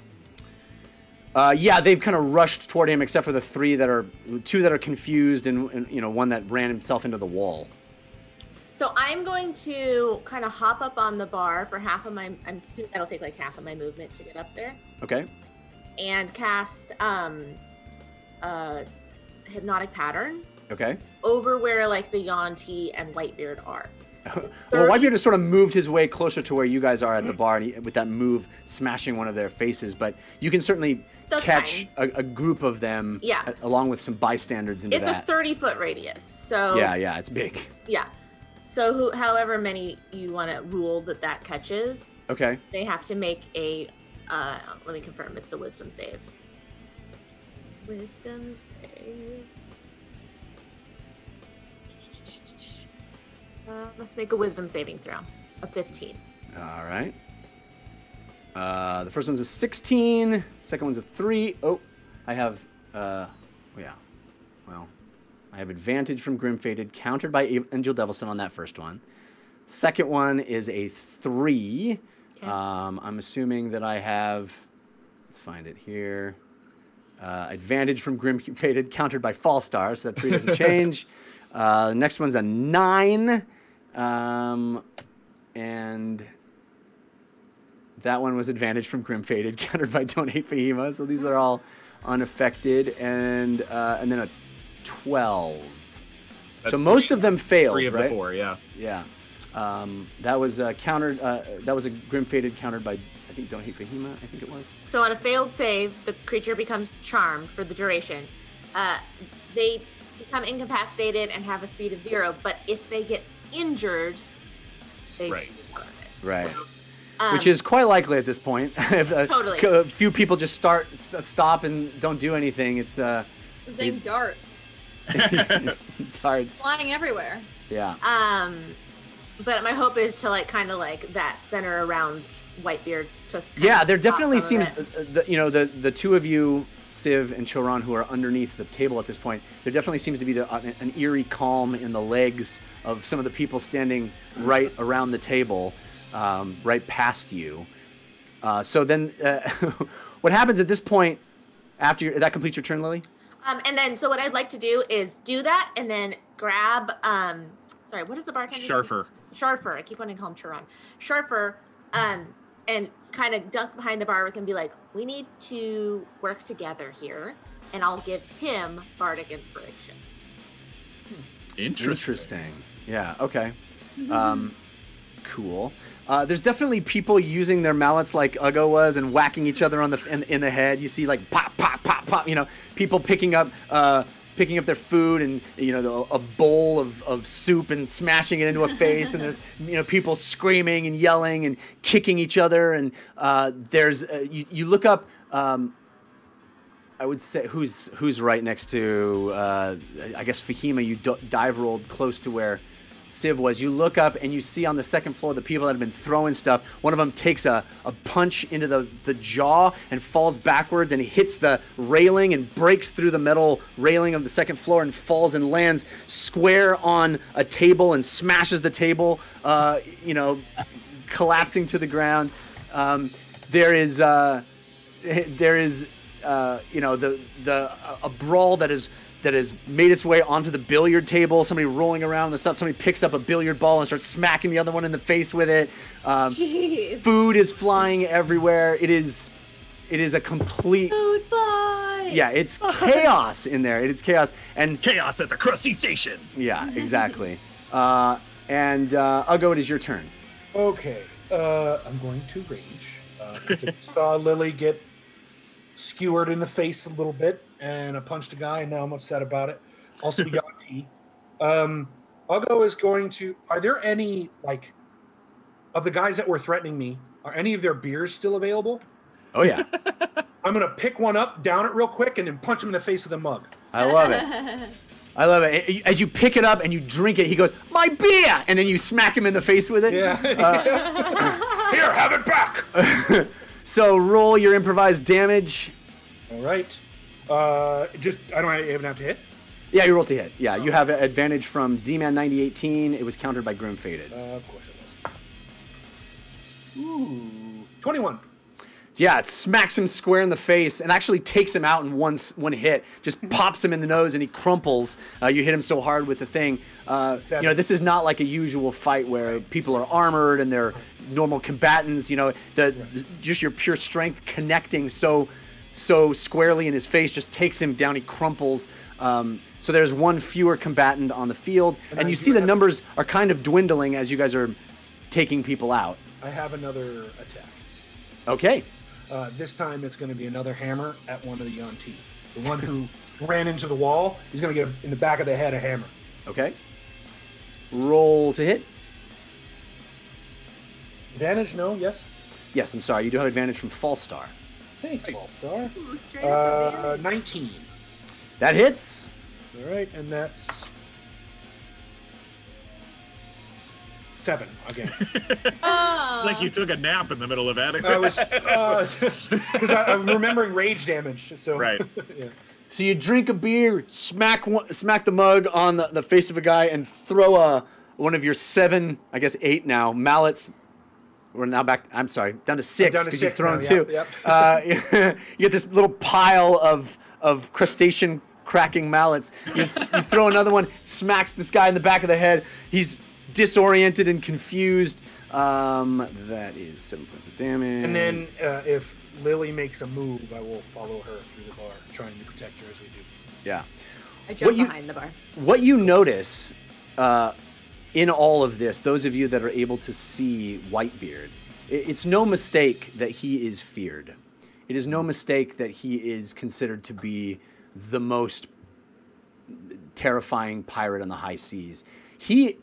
The move where he picked the dude up by his neck and slammed him into the bar and slid it across must have taken incredible strength. And he's cackling and laughing and just eating up this moment. Pushing people back, picking people up, and throwing them into furniture, breaking the wood barrels and knocking them unconscious. And he picks up a big boot, puts it in someone's face, knocking them in the jaw. I mean, he's moving through the crowd, smashing them, walking up to the snakes and going, "You want to come in here? You want to come in here and mess with Whitebeard's crew?" And, he's just like loving this. And he owning both the townies and the Yuan-Ti. But the fight doesn't appear to be lessening for his efforts. I mean, Ugo, you've been taking people out. Lily, you've taken a few people out. James, you've taken a few people out. But the fight is still going strong, and this place is bonkers. There's a moment where a guy gets picked up and thrown over the top of the bar right past you, Lily and Ugo, smashing into the ships in a bottle, breaking them and the collapsing down. Someone throws something and it they're unable to control where it goes, and it kind of knocks into some of the stuff from the ceiling, and a skeleton of one of the fish falls and collapses and knocks a couple of people out. One of the crazy drunken sailors leaps up and grabs onto one of the nets that's hanging on and swings his feet at you, Ugo, and he attacks. And that is a 21 to hit. Yep. So he does 11 points of damage, bludgeoning damage. Bludgeoning, Yep. yeah. Sure, that's halved for you. Yep. So you take, a couple of feet as you just, you just drank this beer and smash this guy, and these feet come swinging at you from across the bar and smack into the back of your head. Another patron just like picks up a table and throws it, and silverware and plates go tumbling into some of the people right around you that had that were confused by the hypnotic pattern. They take some incidental damage and they're now awakened and looking around and start throwing punches immediately. Civ, it is your turn. This is top of the round, yes? Top of the round. Okay, I get my reaction back. Did I see when we came in an alternate exit or an alternate entrance to this place besides the front door? No, it's like one big hall. It has a big front entrance and then this big boathouse hall. There was the sort of kitchen door back, but it's a ways from where you are, and there's a lot of people that get by on the way there, and you're not entirely certain that would even lead out to a back entrance. It certainly could, but you don't have any way of knowing. What about windows? There are windows. Yep, there are windows. Some portholes.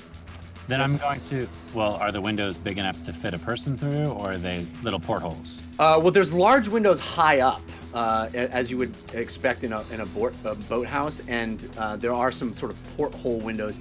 You could probably, as Civ Red Thistle, you could probably scamper through them. It might be more difficult getting a large Triton through them, but you're certainly welcome to try. You're gonna have to smash them first.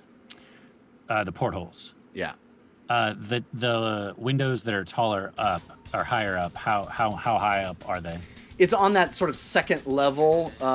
There's so if I were to go up in. the stairs to the upper level, would I have access to a bigger window? Yeah. So if you can picture it, there's a staircase toward the back that leads out to this balcony with railing, and so the railing is broken because someone's already been knocked through it. But then. That ends, and then beyond that are like shelves that stick out where they have all this cargo stuff. And above those shelves are where the windows are. So it's just like this big, high vaulted ceiling. Sorry, I'm doing it very poorly with the camera. A big, high vaulted ceiling that kind of arches up to a point. You know, it's kind of like a boat, a ship upside down. You know what I mean? Like the hull is the ceiling.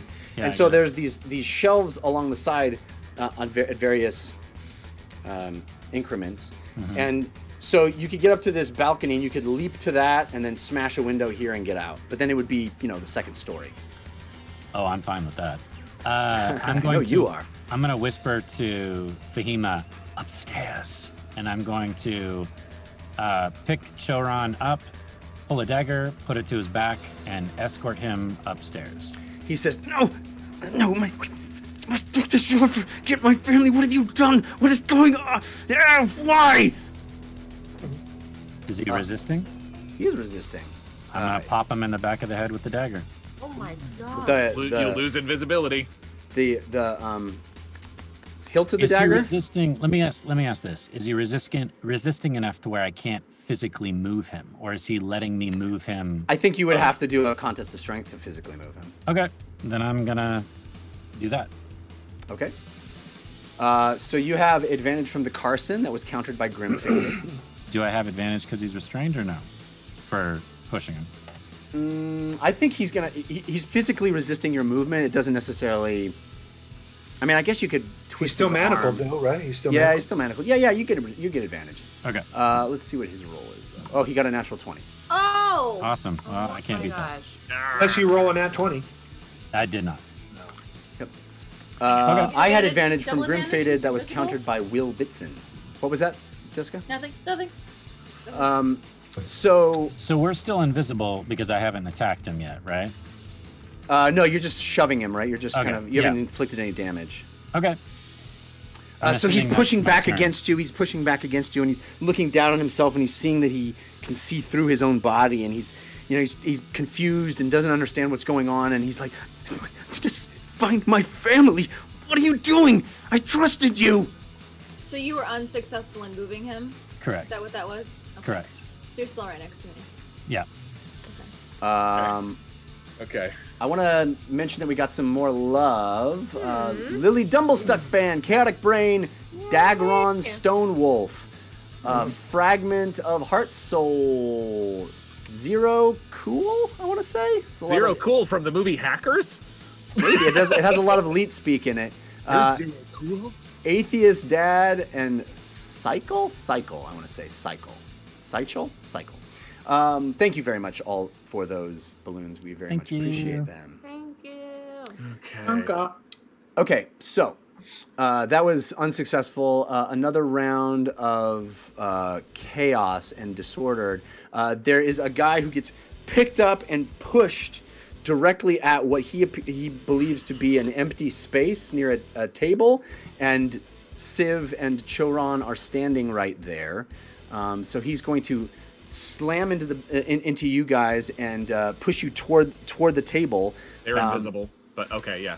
That's what I'm saying. He thinks that there's an empty space there, and he's pushing another guy.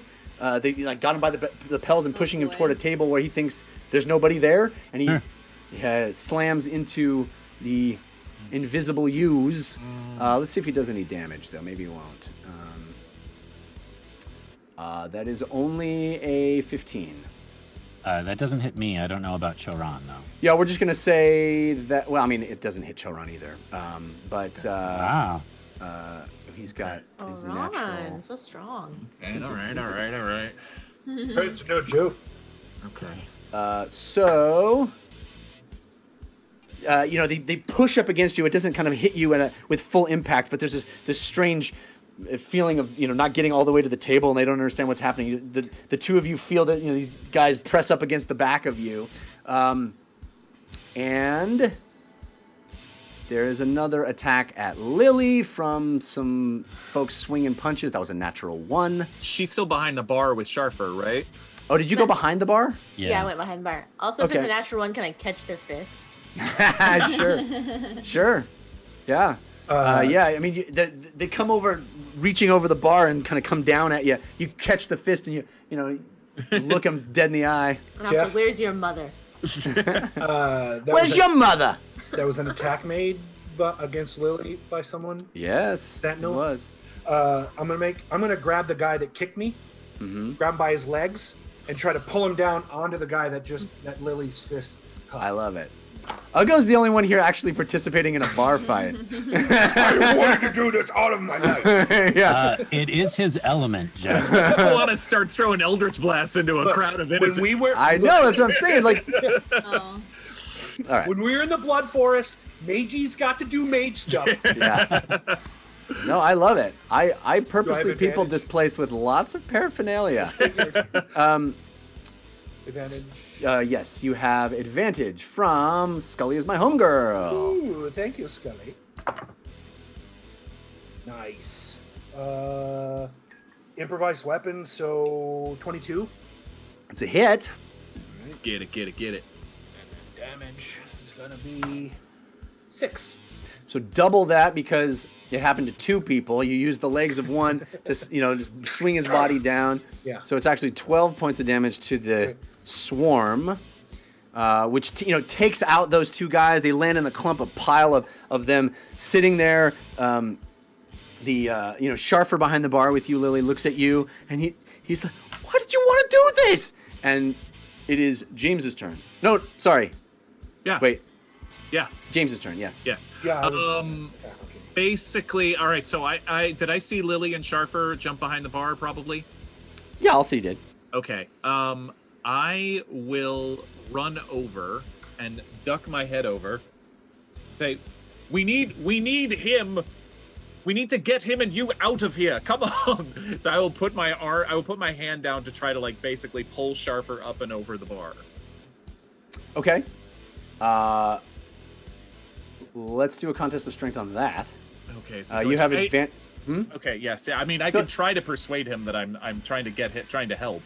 That's up to you. Whatever you'd like to do. If you'd like to physically move him, I think he doesn't trust any of you. I'd prefer to persuade him, but basically, gosh. I mean, you can do a "come with me if you want to live" type deal and see what happens. Yes, I say, come with me. I know where Sharon is. I need to bring you to him. Kiss him. What'd you say? I said kiss him. No, that's not. No. Who are you? Who are you, Jessica Lynn Parsons? Yeah. I don't. Yeah. Okay. There's enough vomit going on. All right, so you can roll a persuasion check, James. You have advantage from Bo Busy, countered by Grim Faded. Thanks, Bo Busy and Grim Faded. That is a 22. That'll do it. He immediately looks at you, and when you say Choron, and he's like, Help us! Come on! All right. So Get me out of here. Take me to Choran. I will take his hand and start leading him back towards the table. I can't see Choran right now, but if there's a quieter area of the bar, like behind back where the tables are or anything like that, I'm trying to get us away as much. I mean, if you could lead him into the kitchen, would be the only place where the fight isn't actively happening. But this place, I mean, it was a pretty full bar, and it is, you know, it's literally like you pick up this guy behind the bar, you turn your face, beer stein flies across your view, you know, something falls from the ceiling and smashes. Yes. It's that kind of every movie you've ever seen, you know. Then I will so I guess I will try to start leading him towards the kitchen, but I'll be calling out back behind me, Whitebeard's crew, to the kitchen, come on! And kind of, because I can't see Fahima, Orchoran, or Civ, so I'm. But you did make eye contact with me. I did, but I can't see now. Right. Yeah. So as you start moving, one of the thugs, one of the bar patrons that had been helping Sharfer turns and kind of makes to swing at you, and Sharfer puts a finger up at him and nods, and you are allowed to keep going without being attacked, and you're making your way toward behind that back area. Good. But that doesn't mean that the chaos has stopped. There'll be another guy comes running and flying at you, Uggo, with two lobsters, one in each hand, and he's coming at you with time. And that is that's a 7. I'm sure it misses. He comes at you, with lobsters. He's lobster, and you turn as he goes by, and he comes and hits his chest on the bar, and the two lobsters go flying back, each of them shattering another one of those ships in a bottle, and you see a ship with a giant lobster hanging off of it on this shelf. He's kind of knocked the wind out of himself on the edge of the bar. It is Fahima's turn. Wow, I didn't need to do anything. All right. So I'm going to pull the dart out from my face? You said it, my face? Wow. My face, my beautiful face. Yeah. Wherever it hit me. And I'm going to, actually, I'm invisible, huh? So it's like, there's no use. Well, I'm going to do it anyway, even though I'm invisible. And hold the point to where I think Choran's skin is. And I'm going to say, look, we need to get you to safety, all right? So I'm going to tell you what you're going to do. You're going to follow Civ to the kitchen or wherever he may lead you, and that's going to be the end of it. Unless you want to be in a world of hurt, which I assure you, we can make happen. I need you to roll me an intelligence check. You have advantage from gamer share, countered by fragment of heart soul. Is this to be able to figure out where we're at? Uh-huh. Oh, okay. Where we're at? Like perception. No, it's a straight up intelligence check to see if you can figure out if you. So basically, what happened is, you turned them invisible, and then two guys came and kind of pushed into them. Oh. So we're gonna figure out if you were aware enough to be able to put this dart actually up to Choran. You got it. Come on, you got this. It would be on an invisible thing. Yeah, but you actually know. But you don't know where he is, perhaps. We're gonna find out if you know. He's getting jostled around. Yeah, in the bar fight, you lost intelligence. Track. You got this. In the chaos of the bar fight. You got it. Okay. Does she have advantage or disadvantage? Yeah, I said it already. Oh, okay. It's a straight roll, though. Not good. Yeah, not good. 9. Okay, so you pull the dart out from your head, and you give this speech, and you're holding it right there, and Choran and Civ are like 2 feet away, like. But I guess But I wouldn't just hold. I wasn't holding it to thin air. I was holding it to like something, like trying to find contact of like an invisible person. You know, I wouldn't have just been like that. Feeling around. Yeah. Right. I'm just thinking that if there is someone invisible and they get jostled, you're not going to be able to just sort of jab this thing until you find a fleshy bit that it goes into, unless you really want to do damage, right? You're kind of using it to threaten, aren't you? So you wouldn't. Yeah. I understand the goal of wanting to like press it up against skin, but if you don't know where the skin is, it'd be more like it would be more like poking the air. And I like the idea of because of the roll that you do this certain thing. He hears it. It's just like 6 inches off. It's just like it's just that thing. Here. It's roll an intimidation check at disadvantage. Yeah, exactly. Well, it's this, but like it's like. Can she roll an intimidation at disadvantage? Man, Behemoth, I cannot succeed on any kind of intimidation I try ever. It is so disappointing to me. Trust me when I tell you this is a much more fun moment than it would have been. No credibility whatsoever. Roll me an intimidation check. You had advantage from Follower of Fahima, countered by Bingle and Flames, so that cancels out. And then you have disadvantage for just being slightly off, and we'll see. We'll see. That's gonna use my action. I would actually like to use my action to cast a spell. Okay, I'll let you do both. Both, okay. We're here in fun tavern brawl time. Intimidation Roll check at disadvantage. Mother. That's a 12. Intimidation +1 is a 13. Terrible. Yeah, not terrible at all. I mean, Choron, he's got his head covered. He's invisible. You're invisible. He hears your voice nearby, and he gets the gist of your words. He understands what you're saying. Yeah. There's just no real threat of physical violence, It's just like, but he understands the urgency of what you're saying. Very intimidating too. Something. Thanks, guys. I love it. And Civ, you feel him. You feel the tension in him that was pushing back against you, kind of relax slightly as he's, overwhelmed by what's happening and kind of hears Fahima make that. So, what is the spell that you wanted to cast? I know it will drop my invisibility, but sacrifices must be made. I want to target some non-magical flame that I may see in this tavern, perhaps like a sconce that has, Sure. the light on the wall. Plenty of it. And I want to cast pyrotechnics. There's also a fire in the hearth if you want to do that. Oh, great! Yeah. Whatever up. makes most sense in this space to create smoke. Thick black smoke that will spread out from that place in a 20-foot radius. Okay. And this is real smoke, not magical smoke, right? Yes, This is real smoke. Yes, real smoke. The area is heavily obscured, and it will persist for a minute. It's not concentration. And the goal with that is to just like obscure the space so that people can't see what they're doing and they might disperse. Yeah. I mean, you definitely create a billowing black smoke from the hearth that's in the back of the building, and you hear fire, and people are kind of scattering and still throwing punches at each other, but also sort of helping each other up and running out of the back of the building. There's a chaos and a kind of almost an evacuation that's beginning. Great. So we're up to Lily.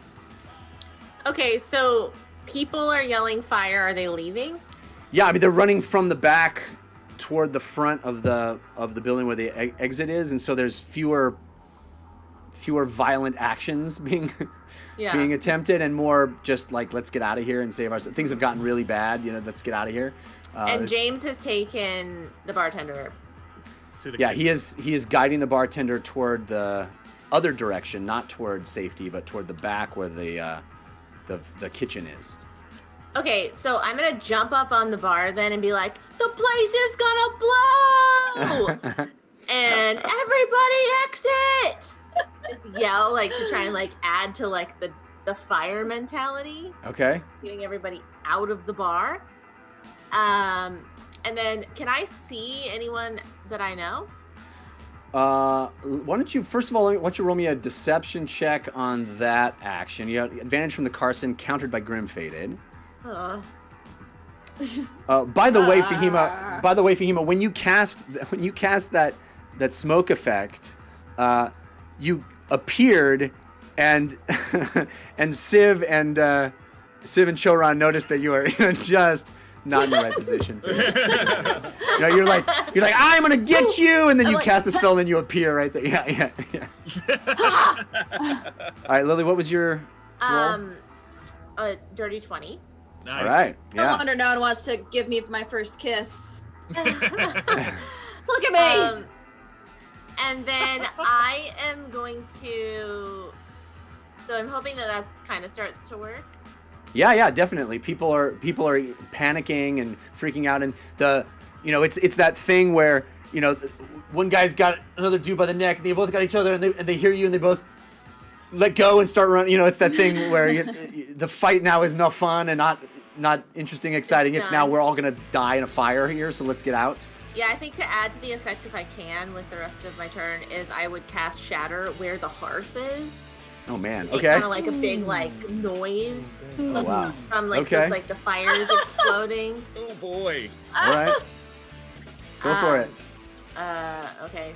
Well. I mean, you don't have to roll anything, I guess, because you're just casting it on a space. Yeah. I mean, people within 10 feet of it will take damage if there's anyone right next to the hearth, but everyone will hear the noise, which is people what are already sort of evacuating that area because smoke has started billowing out, and now there's this massive down on us. This massive cocoon that happens, and you see the hearth itself shake and masonry come off of it, bricks hit the ground, and the ceiling starts to shake, and there's a few things that seem to be held up by boards and shelves that come crashing down and smash right there, and everybody's scattering and running. This place, you guys have just walked into a new town and destroyed a building. Well, it didn't destroy it. It just gave the illusion of destroying it. This is what I was talking about. We leave sadness in our wake. Things will be good. But I'm hoping that people are stopping punching themselves and that's fighting and leaving, and then absolutely what's happening. So seeing that, I'll be like, great, and then I will try and find where James went. Okay, so you are following back into the kitchen area, Is right? Uggo still right there? Yes, and it is his turn. Uggo. So I think as I'm leaving, I would be like, Uggo, come with me. As Uggo's finishing slamming them into the other one that Lily catches this, he goes, "Uh-oh. We're leaving?" Yeah, we gotta go. Oh. Okay. You can smash one more chair. Oh, yeah! And he smashes a chair. Okay, let's go. Okay, good job. You did a good job. Last call! Yes, good job, Uggo. Last call strikes again. That's branding for you. Well done. That's our name when we're being bad, and our name when we're being good is the Heroes of Bingle. All right, so white hat name and our dark hat, our black hat name. Uggo picks up a chair, smashes it on the ground as he's walking out. One last kick to the side, to the wall, to the bar, putting a hole in the Grabbing a beer if I can, if we're going out as well. Snatching a stein, and you guys make your way into the back area. Civ and Choron no longer resisting you, kind of persuaded by the combined efforts of Fahima and James. Also, as the throng is passing, you guys are kind of moving upstream against the grain, against the movement of people who are all fleeing this smoke billowing out the back, out where the hearth is roaring and has been destroyed by Shatter. And you guys all sort of move past these screaming, shouting patrons and move into the kitchen. And that is where we will have our intermission. So, when we get back, we will pick up right there. I do need to... do I have folks to thank? No, I don't think I have that updated in my thing. We'll do it. But when we get back, most of the crowd has been rushing out the back of this building. You guys have created a crazy amount of chaos, smashing and demolishing on your way. I just imagine an employee, and there's a sign that's like number of days since a fire, and they're scratching that out. Number of days since an explosion, and they're scratching that out. I mean, why do Number you of days since an orc threw a mallet at a Guanti's head, and they're scratching that out. Very specific number of days since. Yeah. So you guys are rushing, and your last view, besides the guy with the chalk. You know, your last view as you push an invisible Choran into the kitchen, and all of you kind of make your way into this back area, is to turn back, and in the smoke, the billowing black smoke, you see this enormous pirate hat and this enormous white beard grabbing people, clotheslining them as they try to make their way out, picking other people up, slamming them into the ground, laughing. And you guys turn into the kitchen, the smoke billowing, and this white beard stark against the black smoke, just laughing and smashing and laughing. Nice. So let me thank Daddy 007, Nerdlandia G, Ixama, Scoundrel Lovejoy, Locomotive 1134, Marsha Potamus. I do that every time. Get it right. You know why? It's because it's capitalized. It's because also I'm not a very smart person. Yes, you are. Bingle in Flames, Angel Devilson, Fallstar, so many others. Love those balloons. I hope you guys are enjoying our chaos. We will be back for more chaos as the Instruments of Chaos, a.k.a. Last Call, a.k.a. the Heroes of Bingle. You got it. Jared.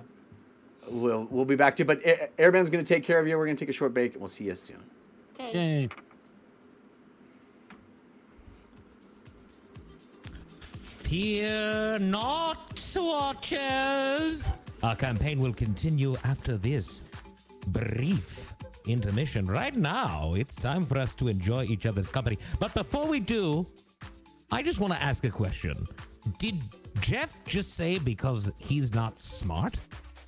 Did anyone catch that? Because that's about the stupidest thing I've ever heard him say. And he's not stupid. So he's very smart, which is complicated, at the very least. How is everyone? Are you all free of disease? And, well, some of you, I imagine, but are you all feeling well? Who out there is not? I'd like to do some psionic healing here. All right, good. Everyone looking good. He is a big brainius, yes. Love the music. Good, kitty cat. This is my music for you. I did a little bit of dancing earlier with Milo. This was the music that we were listening to. I asked him to cut it before we started, but of course he decided he wanted to continue going. You've got to appreciate little Milo.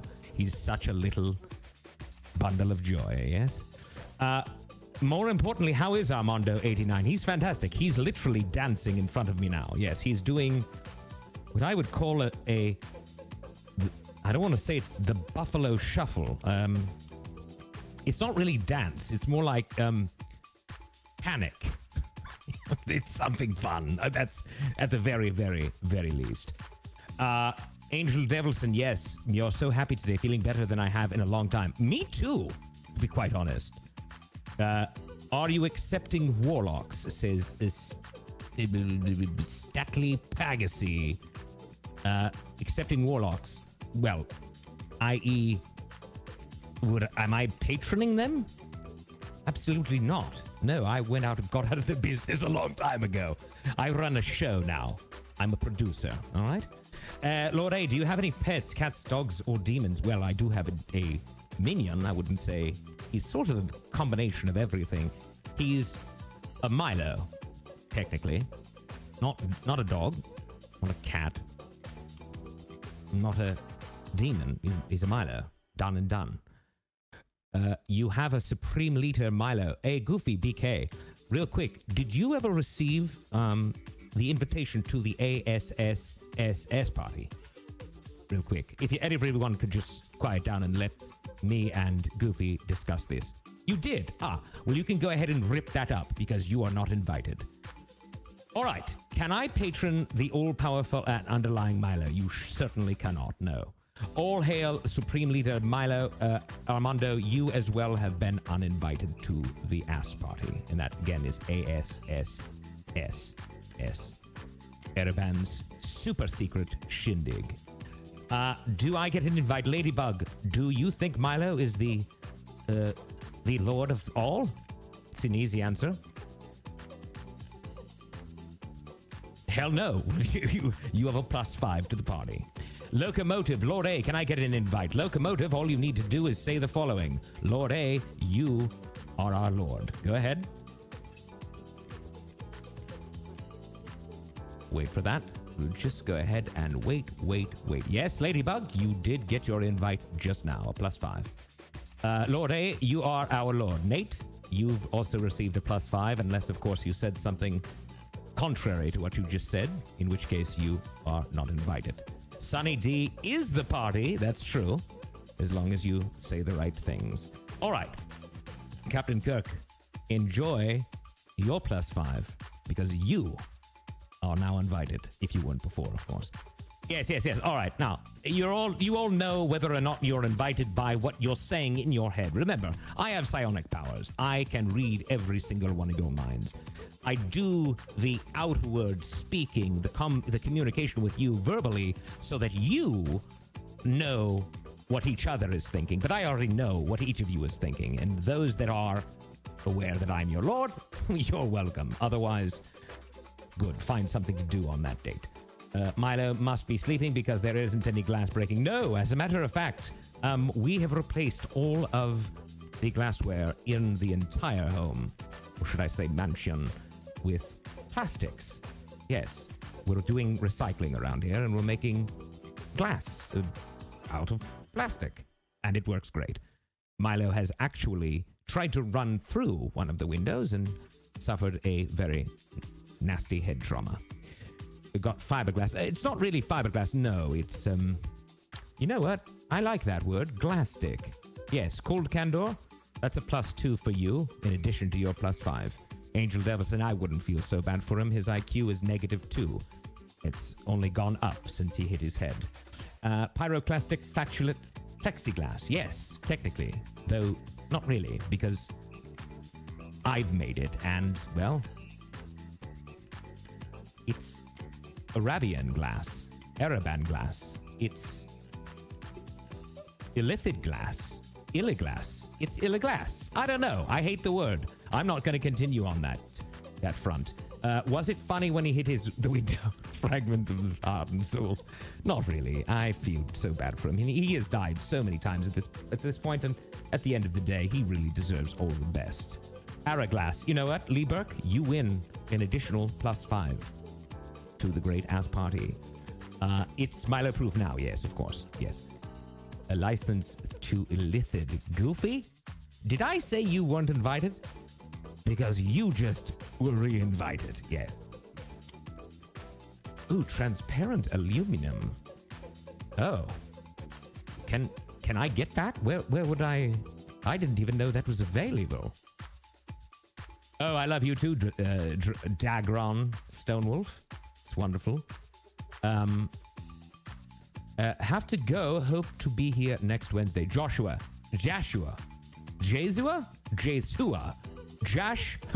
96. We will miss you, and we hope you return here as well on the next of Wednesdays. Put Milo repellent forces everywhere and record it for us, Lord A. You're saying technically that you would like me to kill my minion again? Well, I'll leave that up to you. There's no need for me to have to do it. Of course, all you need to do is just touch his ball. As a matter of fact, don't do that. That's not a good idea. His bowels are full currently, and we just cleaned the floor. His bowl must stick addict. His bowl, not his bowels, his bowl, is capable of killing himself. Yes, of course he is. Make a video of the many deaths of Milo. I don't actually like the idea, technically, because ultimately it's just it's really just a shock to the system. You see, he doesn't know he's actually dead, and so if that were to get out there, he's a big Redditor. I mean, he's a fan of it, and he's also on all the other websites, and I would be very very distraught if he were to ever have watched the film. It was a shock. I didn't know he had them. Had what? Deaths? Oh yes, many. To the cast and all the crew, that was one of the best first halves. Bravo. Sean Patrick, I agree. As a matter of fact, what I would say is they painted a wonderful, I mean an absolutely fantastic bar brawl. which I have been very, very, very interested in seeing for quite a long time. How many times has Milo died? I don't know. Somewhere in the vicinity of 100, probably. Maybe less, more. I'm not sure. Oh, yes. Well, Jeff. Great story, as a matter of fact, Double Struck. Jeff and I, well, we had quite a bar brawl in our college days. It was over a lady. Yes. You know what? This is a family show, is it not? Okay, yes. Remember, everyone. In fact, you know what? I'll ask you the question. How many people here do not know what a prop is? Raise your hand. Yes, I know we're all family, of course, but Milo, he's still awake, and I don't really. My lord, my love, Lord A, I love you, Doom-fated. That's probably why he has no smarts, because he has died so many times. Kitty Cat, I honestly would say that's a very accurate assessment. Okay, now, how many of you, raise of hand, I think it's a number of you, have said you know what props are? Who doesn't know what a prop is? Raise your hand. Anyone, even if you do, just do it. All right, musket, stick, addict, wonderful. I'm going to go ahead and turn it over to you to explain to us what Dungeon Run props are. Oh, wait, that wouldn't make sense because there's nothing... Well, you're not going to be... You'd have to type it. All right, I'll do it this time. We'll figure out a way to do it next time. Here we go. Here's props for all of you. These are how this is what they are, and these are how they work. You can grant, number one, the gift of advantage. That's that blue star that you see everyone giving, the one that spins around and is beautiful. That's the ability to roll a pair of 20-sided dice at one time, taking the highest value.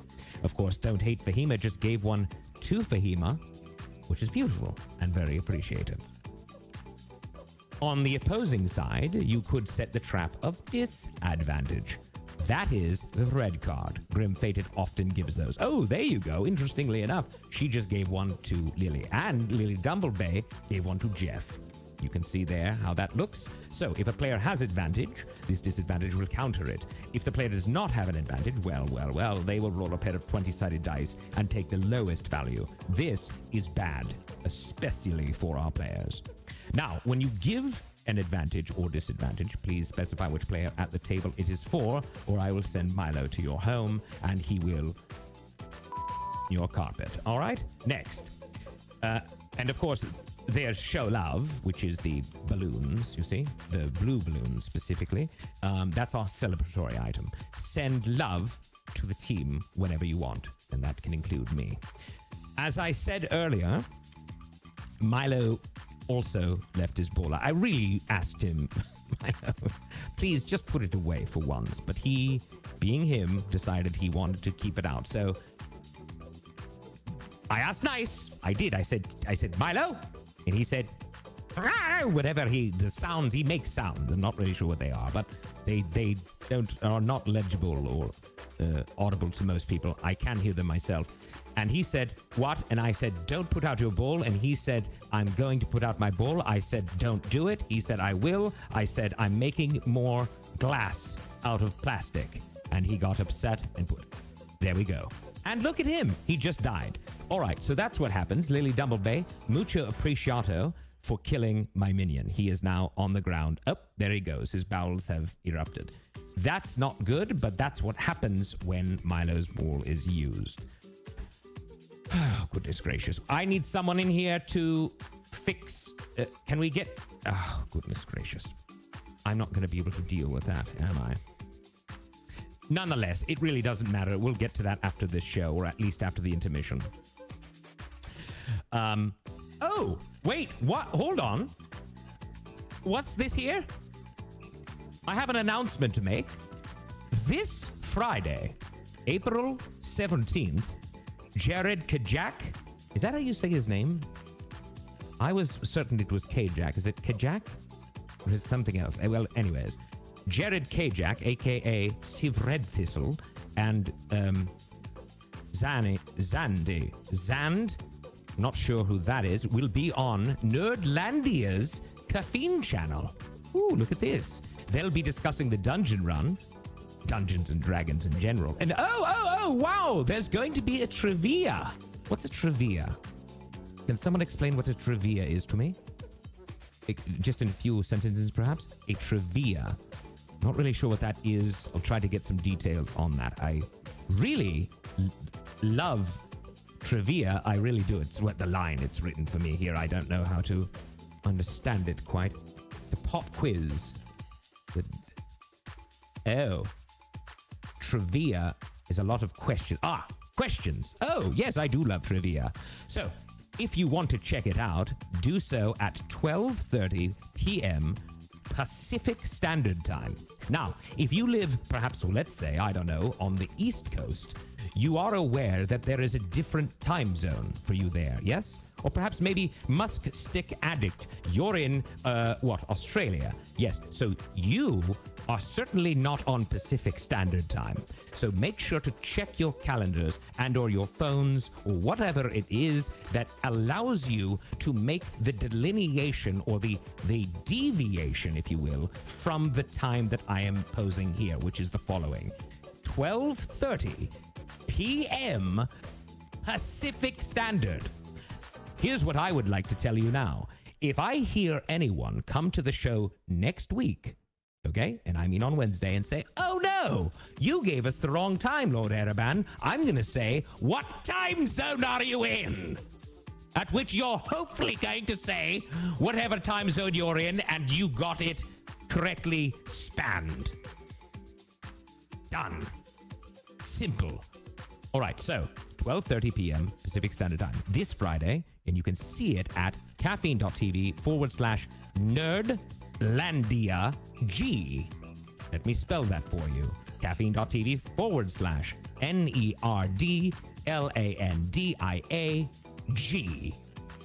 Done and done. Sounds like a blast. I'll be tuning into that for sure. I hope to see you there. I really do. I'm joining. I don't care. Hopefully I can win whatever trivia they have. Okay. That's it for those things. Eastern time. Oh, blues. Blue fox spells. Thank you for that.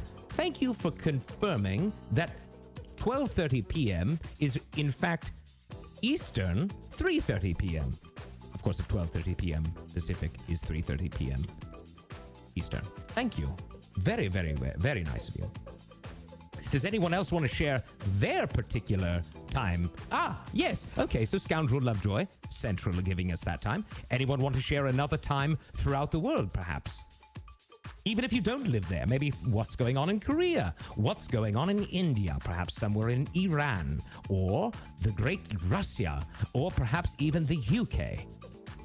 You see, there's all different times. TDR, never heard of it, but sounds like a great thing. Currently, it's noon in Korea. Is that true? I was not aware of that. Yes, we do want to get back to that bar fight as soon as possible. We just need to wait for Civ to be done with his beverage, I believe is what we're waiting for. Is that what we're waiting for? Who? Oh, Milo. Yes. Milo. Who are we waiting on? Fine. I'll mute the thing so they don't hear it. Can you tell me who are we waiting on specifically? Oh. They're not ready yet. Why? What are they doing? They're playing checkers? Who? Civ and Uggo are playing checkers. He's teaching Uggo how to play checkers? Well, they have a show to do. Tell them to stop it. Right?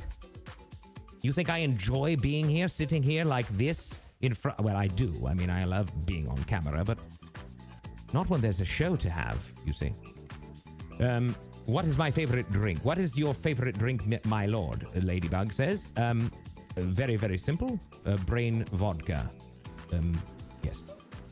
Ha! It's Dungeon Run halftime. That totally tracks. Oh, yes. Yes, it does. You know, that's an excellent idea. Let me throw that over to the team and see if they're willing to all bring their spawns on to camera, those that have them, of course. If you do have spawn, that is children or offspring, whatever you call them, humans, feel free to bring them on and introduce them. If you have an animal or some sort of minion, feel free to do that too. In the meantime, I want to thank all of you who've shared tonight's show. If you have not, I ask you to do so. Hashtag, please, the dungeon run. Try it. If you've never tried it, it's great. It makes you feel fantastic inside.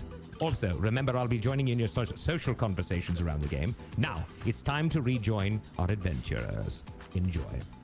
Spawn. I'm happy. Spawn. If Airband wants to babysit my spawn, he's more than welcome. Tougher with this. What's his day rate? Is what I want to know. One for each tentacle, I think. I want to thank some folks that gave us balloons over the break. I love those balloons. Love those balloons. Balloons are the best. Calcifer Hearts Meep. Nope. Yep. I don't know. Sure. Calcifer Hearts Meep. Calcifer from House Movie Castle. Yes. Oh.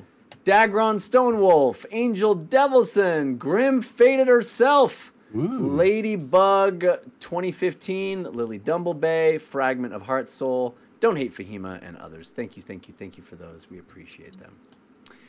All right. When we last left off, the tavern known as the Crusty Station was Got a little crustier. Appeared to be in flames. Whitebeard was continuing to throw down, but the rest of you fled into the kitchen area back behind the bar with a invisible Choron and a very visible Sharfer. And you find yourselves back there. This is a back kitchen area with the things you would expect to find in a kitchen, stoves and cooking utensils and all manner of shellfish stacked high. There's cages with live lobsters and crabs, and there's pots boiling with them in it.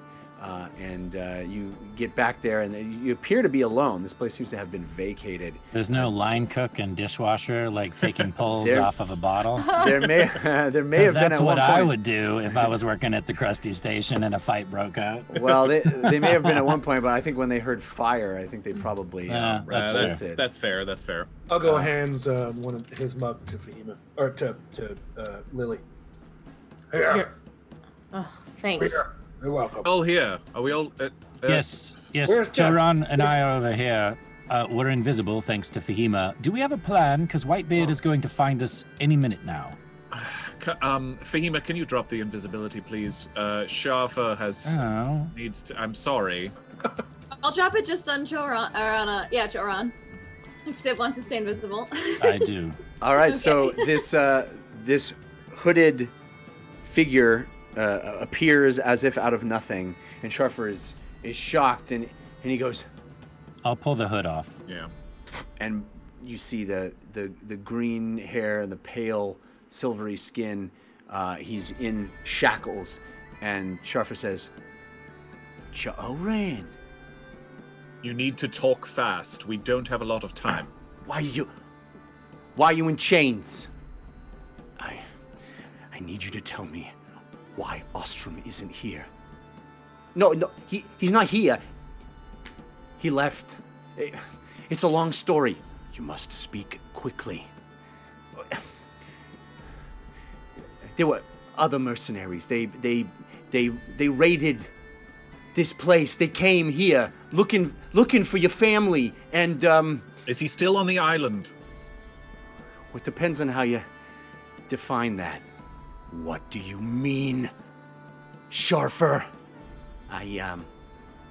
Well, we made a decision. See, the two of us. My family was in your charge. I trusted you. No, you could still trust me. You could still trust me. The thing is, see, Ostrom, he made a decision, and he decided the enemy you know is is worse than the enemy you don't, and so he rolled the dice. This is not the time for you to speak in vague. Just be very straightforward with us. That's what we need right now. Very straightforward. What's happening? He took your family to Castle Rum. What? Why? Why would he do that? He figured it's the only place they wouldn't look for you. Fine. And for them. Okay. It's the only place they wouldn't go. Where's Loudmouth? Is he still in the main dining area? Yeah, you didn't bring him with you. Okay. Oh. What do we know about Castle Rum? Where is it? How far is it from here? There's a lot to know about Castle Rum. It is... They say it is haunted, don't they, Sharfer? Yeah. Yeah, that's what they say. Yeah, it's haunted. It's not a good place to go. So why did they go? I told you, they decided that it was the lesser of two evils. Okay, we need to make a plan right now because Whitebeard is going to come in here any second. Are we Haunted leaving? by what? Do we want to split? Fahima, come on. Are we leaving with Whitebeard? Are we staying with that route, or are we leaving without him? Listen, we're going to need Whitebeard, right? Even if we separate from him now, we're going to have to probably join back up with him at some point. I mean, otherwise we're stuck here on this island. Choran, oh my gosh, is the treasure with your family, or is it someplace else? It is. It is someplace else. We need to get that. We need to go to Castle Rum. I don't care what it takes. Sharfer, you know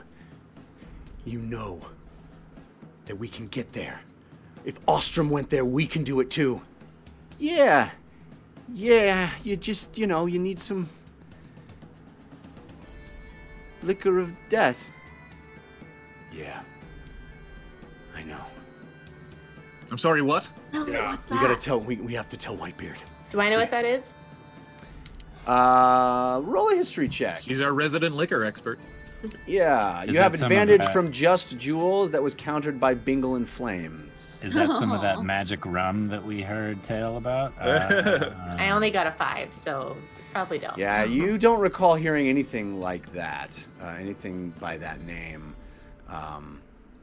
Listen. Being the resident alcoholic, can I roll? I mean, you can make it a disadvantage if you want. Sure. You actually have advantage from Angel Devilson countered by Grim Fated. You can roll. Let's do a straight roll. See what happens. Probably not. 9. Yeah. No, you don't recall hearing anything about that either. But clearly Choran knows and Sharfer knows. And Choran says, we will need his ship. And we will need a very skilled captain. We need him to take us to Castle Rum. I need to save my family. Yes, please. Yes, we will. All right. It's across water? Yes. There is a channel in the Isle where some say the Quake Warden himself moved the earth and separated the land to protect the rest, that the danger of the castle was so great that he wanted to protect the rest of the Isle, and so literally reformed the earth to isolate it from the rest of the island. So, yes, you have to get there by boat, by very, very fast boat. Do you know a store where we can buy liquor of death? Sharfer? You have some. No. We have a very, very fine establishment. I know. I loved all your selection. It's very nice. We don't. Yeah, it looks real nice in there right now. We don't do anything illegal here.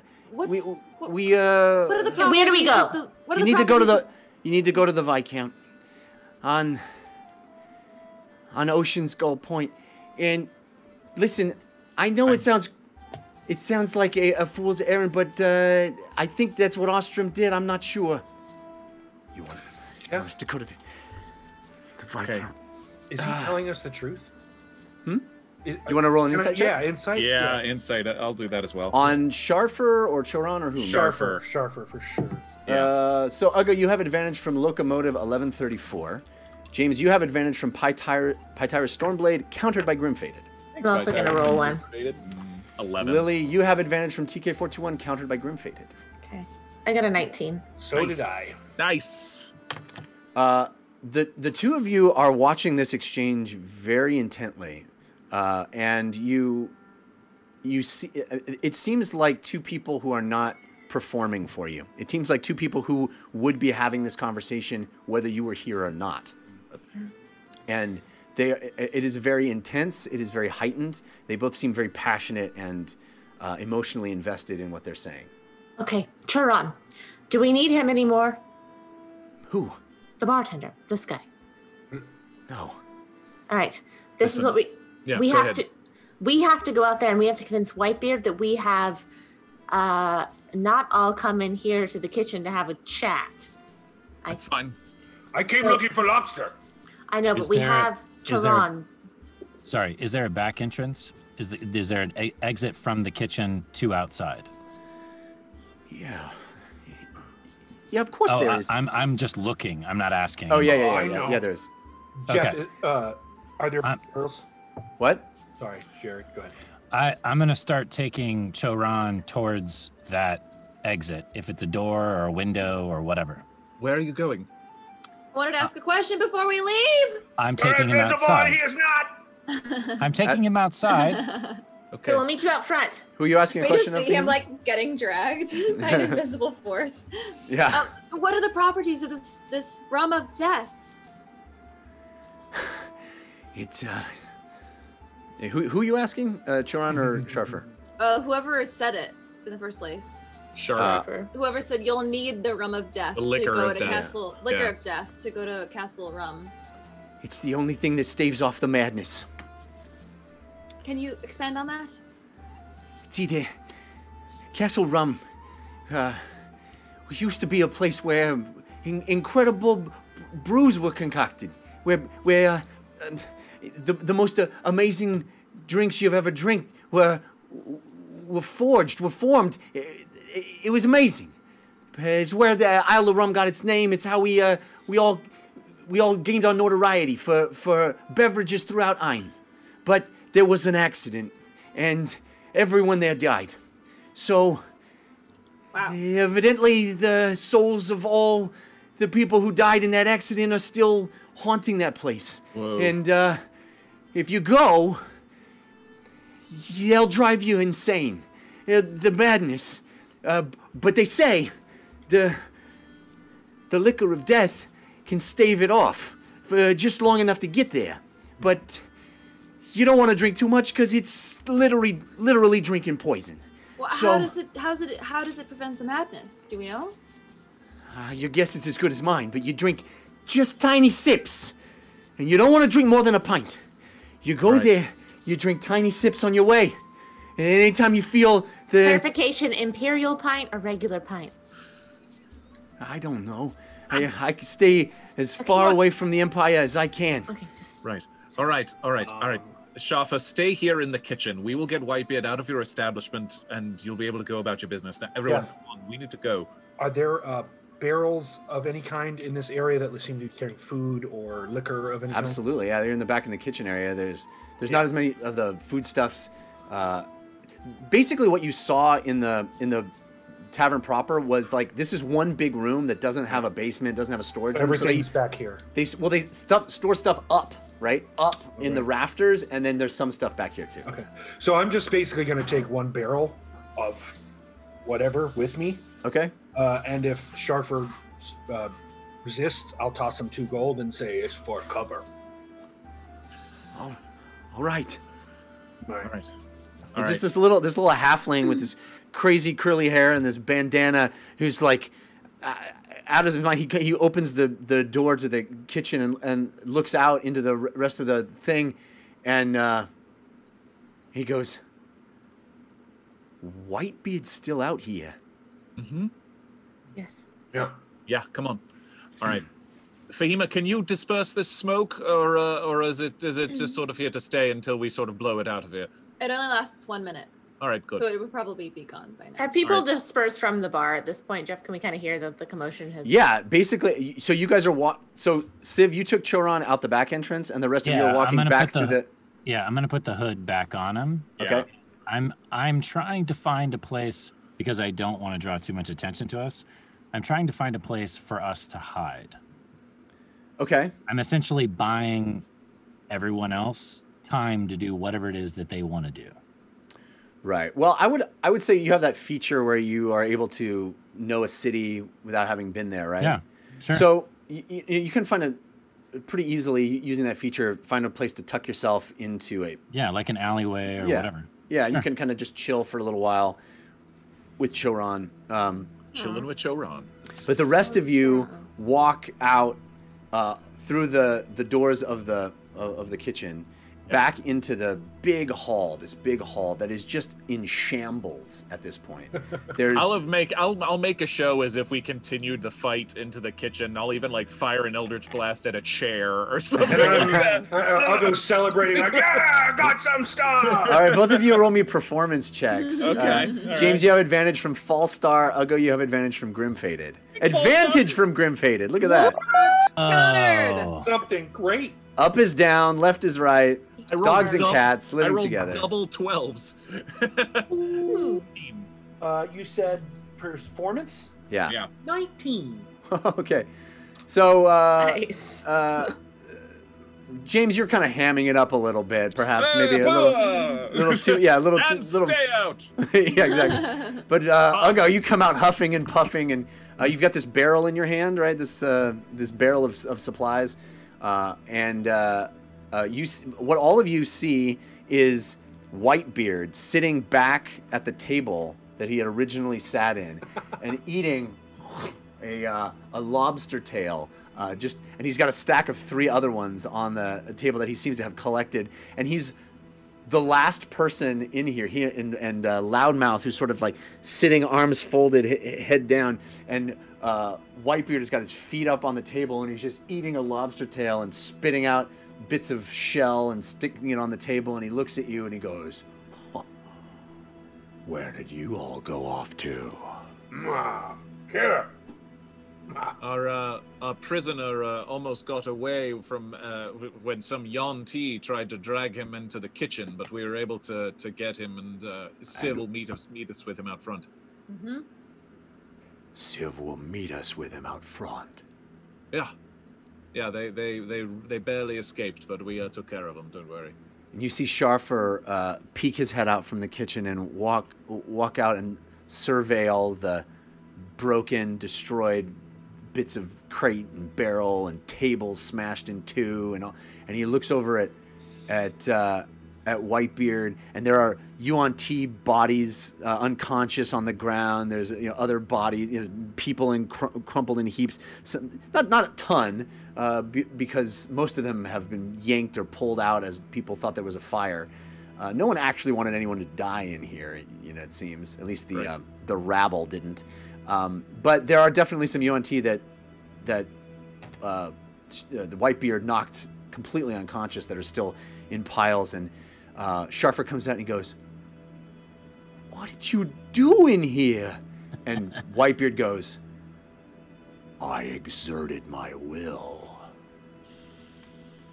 Right. Well, we should probably hit the road. Yes. Yes, and I think we have some information on the next step in our journey to retrieve this Find the liquor of death. treasure. Do the Yuan-Ti bodies look looted yet? No, not particularly. No, they're just sort of sitting there in a heap. Civ's gonna kill me if I don't loot these bodies. So on our way out, I'll just take up the rear of the caboose and loot these. Yeah, bodies. you've found about 50 silver in change on them. There's some daggers, and they weren't heavily armed, but they have sharp, pointy things that you could pilfer if you want. Anything identifying them? Poison, Like perhaps? or similar clothing that would point them. The daggers themselves look like they are heavily oiled. there's no identifying. There's no like ID wallets on any of these guys. There's no identification of them being as part of like not a this cult, guy's but not even 21. faction, like a faction of some sort of like. Well, it's pretty clear that they are that. And they are a group of pirates in the same way that Whitebeard is a group of pirates. They were calling them the Snakes before, and there's clearly a larger story of who they are. Nobody wanted to hear my fun UNT voice. You knocked them all unconscious before we could get any information. I'm so sorry. Oh my God. No. I'm just What joking. might they have said? I'm just joking. But you're not able to put that together. But clearly, Loudmouth and Whitebeard are not unfamiliar with this group. So it is. But yeah, there's nothing on them. There's no. Maybe you'll be able to find on one of them a similar parchment to the one that Ugo had noticed behind the bar, noting the bounty and a picture. Right? They have this drawing of Choran, so you certainly could find that on one of them because they would want to be able to visually identify Choran. There's nothing. There's nothing further on that poster that says anything about for what crime or anything, right? There's not. No, the Shaz and Gao just won him. Period. For coming after our guy, because then we Right. didn't attack out of nowhere. It's like Right. part of the game. Well, So, Whitebeard, would you like to get those lobster tails with a doggy bag? Because we need to get a move on. So He spits and picks one up and takes one last bite, slams it down on the table, and points a long, bony finger at Sharfer, and he says, "Let this be a lesson to you. Spread the word wide and far that Whitebeard and his crew suffer no disputes." And he walks out and slams the door behind him, and he turns to Ugo as he walks out, and he goes, "Nice work in there. I like your style." Oh no! You're They're gonna become friends. we're gonna be great friends. Before Ugo leaves, he picks up the 2 hammers that he threw at UNT and puts them in his sleeve. Tiny hammers, yeah. Yep. Okay, tiny cool. hammers. All right, so you go As ahead. we're leaving, I'm just gonna go up to the bar keep and give him all of my 10 gold. Aw. Say, Aw. I'm very sorry. Also, if off the record, if you need any help with rebuilding this, contact Eric Dumblestuck on Bingle. He's very nice, and I'm sure he would send you some rum in good faith. It's very good. All right, thank you. I will do that. Guess. Good luck. Somewhere back in the present, Eric Dumblestuck gets richer. And Lily picks up an application on her way out. Are you guys hiring, I guess, is what I'm asking. I like Guess how this whole pirate thing doesn't work out. In case we Yeah. get stuck here. I like how Fahima isn't even willing to toss him a mending on her way out. It's just like, screw you guys. Mending, have you seen the state of this place? I can't mend this. Take days. Some things are too big a job for me. I did consider blowing a hole in the wall too, but I was like, was that be too much? Too much. The smoke was great. Yeah. All right. Lily was the one who cast shatter on the place. It's true. No joke. Okay, listen, it was for an effect, and I think it saved lives. So as you guys walk out the front door of this place, there's still a few bruised and battered combatants lingering, but most of the people have dispersed and perhaps gone home or wherever they go back to work. So there are not even very many people there. There may be, just a few kind of collecting themselves, looking after wounds and wiping noses. If anyone looks really bad off, I think I would secretly cure wounds on them. All right. I don't think you'll find too many. Just if anyone's terrible on cases. death's door, I know. Right? No, it wasn't really that kind of a fight, right? These Fahima did take darts to the face. And Lily, I you took did 17 points of a punch To to the the face. nose. So. My nose is flattened and bleeding. Oh no. pummeled. I just have a hole that's squirting blood out of my cheek right now. You guys look great. Damn. Yeah, anytime Fahima smiles, it's just like somebody squeezing a bag of It's like that old Dan Aykroyd sketch. God. It's very Monty Python. The chickens out of my finger. Merely a flesh wound. In a blood vessel. Can you mend that? All right, so you guys all... Jeff, can I have a moment with Sharon? Yes, you may. Sharon? You guys are in your hidey hole, observing Yes. I'm not going to kiss him. That's not how this works. Settle down.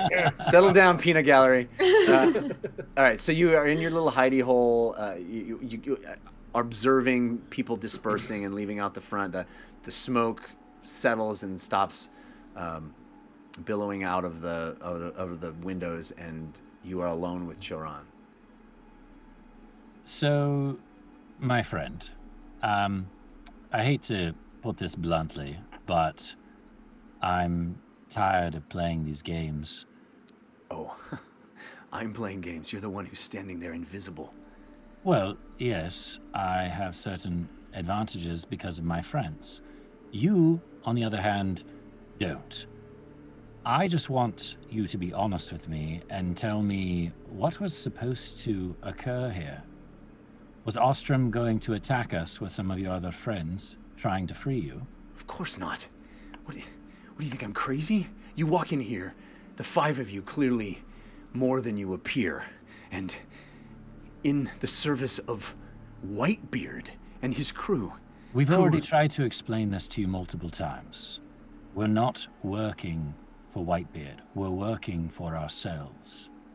And you're not making this easy on us.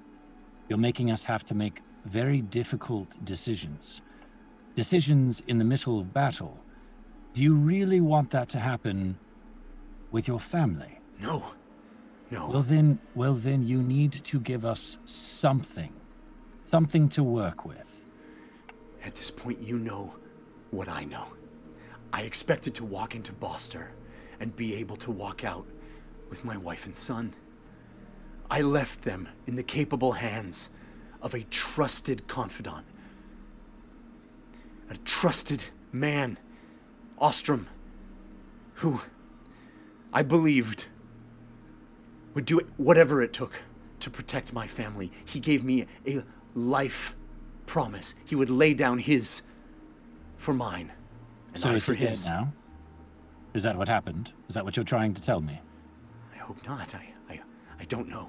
So if he gave you a life promise, and yet he's disappeared with your family to this accursed place, do you not think that there is something more at play here than what you already know? Or are you just, like I said, playing games with us? I dare not believe that Ostrom would betray me. He is my most trusted man. And he loves my family and myself. I would give my life for his in a second, and I know he would do the same for my family. If he fled to Castle Rum, he must have thought that was the best decision, although it sounds insane. He must have thought that was the best thing to do to give them more time. If he was hunted, if they came here looking, he must have thought the only way was to go somewhere where they would not follow. I don't know, it sounds... I have to go there, with or without you. I have to go and find them. Do you really think that Whitebeard is going to trust you after this? I don't think he trusts me now. I have nothing to lose. You don't understand that. I don't care whether you believe me or not. I don't care. You should. Because we're the only thing that's standing between you and your family dying. Do you understand? Am I making myself perfectly clear? I don't believe in you. You don't have to believe in me. You don't have to believe in me. My friends care a lot about you. That big green orc is the only thing between you and your family dying. Do I speak clearly enough? Do you understand what I'm saying? Do you think I'm lying? I think you misunderstand the situation. the only thing between me and my family dying is greed. The greed of your captain. And it is well-founded because I can deliver on everything I've promised. Well, you're going to have to come up with a very good lie for this. Because I'm not going to help you anymore. So what is it going to be? What are you going to tell Whitebeard now? That you tried to escape and that I caught you? That's not what happened. Is it? And I take out my dagger and stab him in the stomach. Whoa! Roll damage. And you're no longer invisible. Oh yeah, I know. What the heck? Let's see. Wow. Rogue doing rogue stuff. Did you stealthily stab him? Well, I'm invisible, he was so- invisible. Yeah. Yikes. Oh, what a sucker punch. 17 points of damage. I get advantage on that too, hey? I don't think I need it. You could try. And you see blood ooze from between his fingers as he holds his side where the knife stuck him. I knew you were all the same. I knew it.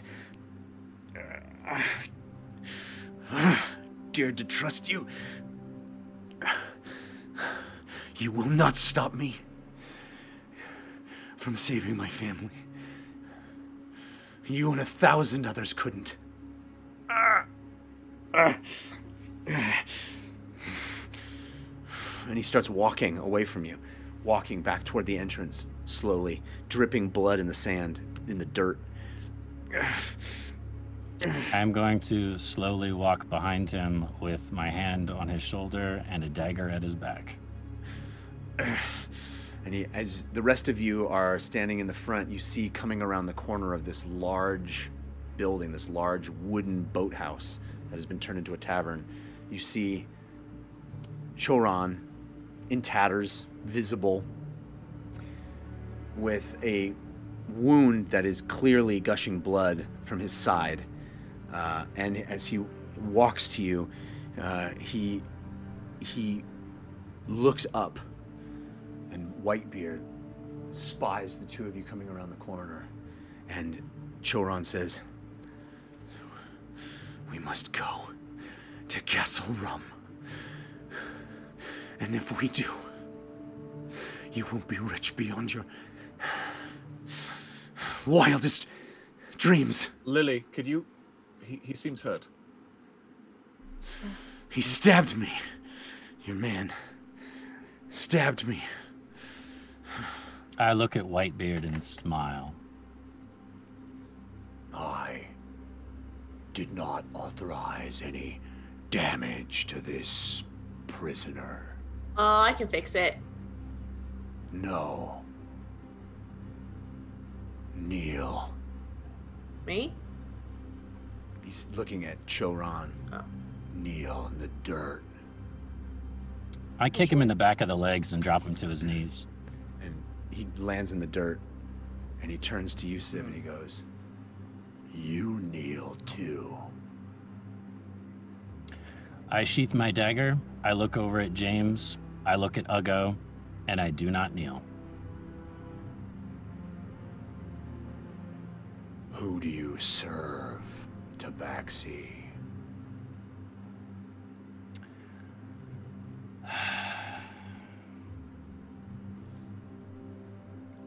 You're making this very difficult for me, James.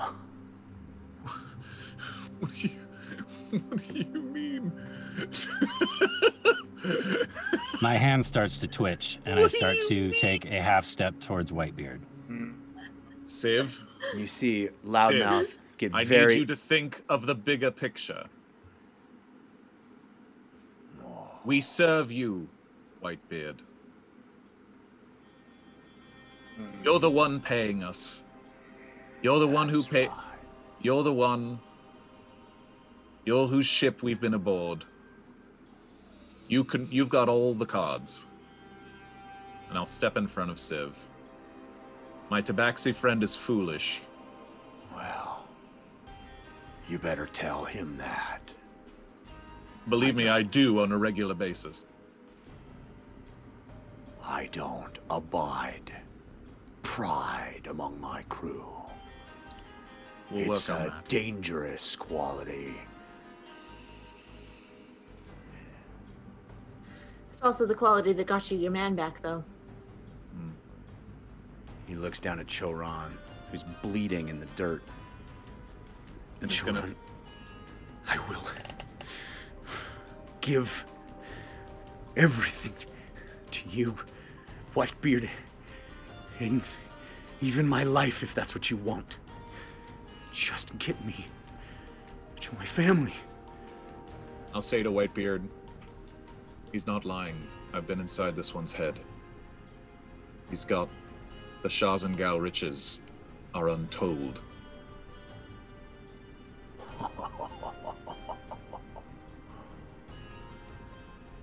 Tabaxi, you stand in front of me.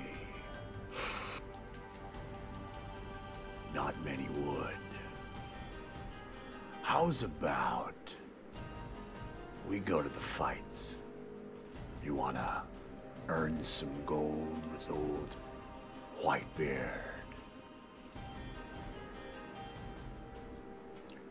Sure.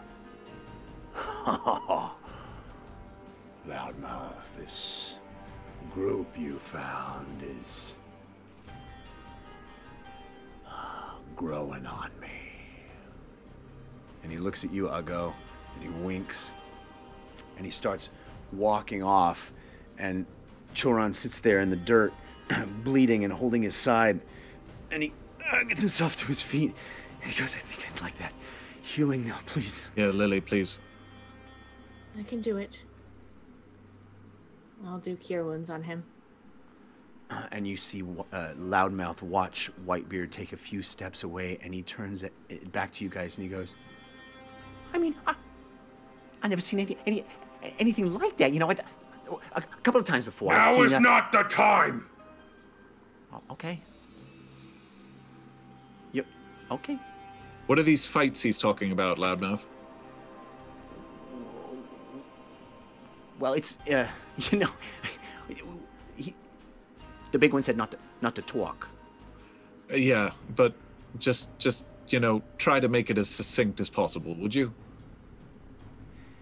It's a big word, James. Speak plainly and quickly. What I'm saying is, we come to this island every now and again, and we bet on the fights. You know, like Whitebeard likes to do it. You know, and we bring creatures here. We bring creatures to Is it to fight. man versus beast? It's anything versus anything in the mud pits. You know, we go to the mud pits and we find all sorts of things that can fight. You know, sometimes we bring stuff. Sometimes we just bet on stuff. Sometimes some of the men fight on their own in the mud pits. You know, but I'm sure that's what he. Hey, one more thing. Sorry. Okay, that's all fascinating. Do you know? How much do you win? How much do you want to bet? You can bet whatever you want. Sometimes, you know, a couple of times, I've wagered my whole purse, you know, and I found it. Yeah, I found it myself winning a double. There was this one time. I should tell you about this story. You're gonna love it. Wait. I just want to know how much these creatures might be worth if I should want to buy one myself. You want to buy a creature? You know, you want to buy one of the fighting bullets that we found? Yeah, Well, we haven't even proved that they're even worth their weight in gold yet. We haven't even proved that they can even fight in the mud pits. We just picked them up, Well, and they're unproven. Well, I can tell you I've been taking care of them on the ship, and they're quite sickly, actually. I don't think they'll be worth much at all, but I'd like to get them off your hands. We can always bet against them, you know. Sometimes it's better to even bet against the thing you brought, you know, and then you drive the prices up by making a good show of what you brought, and then you go and you undercut it, and you bet against yourself. Are they killed in these events? Oh, of course. You know, sometimes you just go until one of them can't continue, but other times it's to the death, you know. Yeah. You ever fight things like owl bears?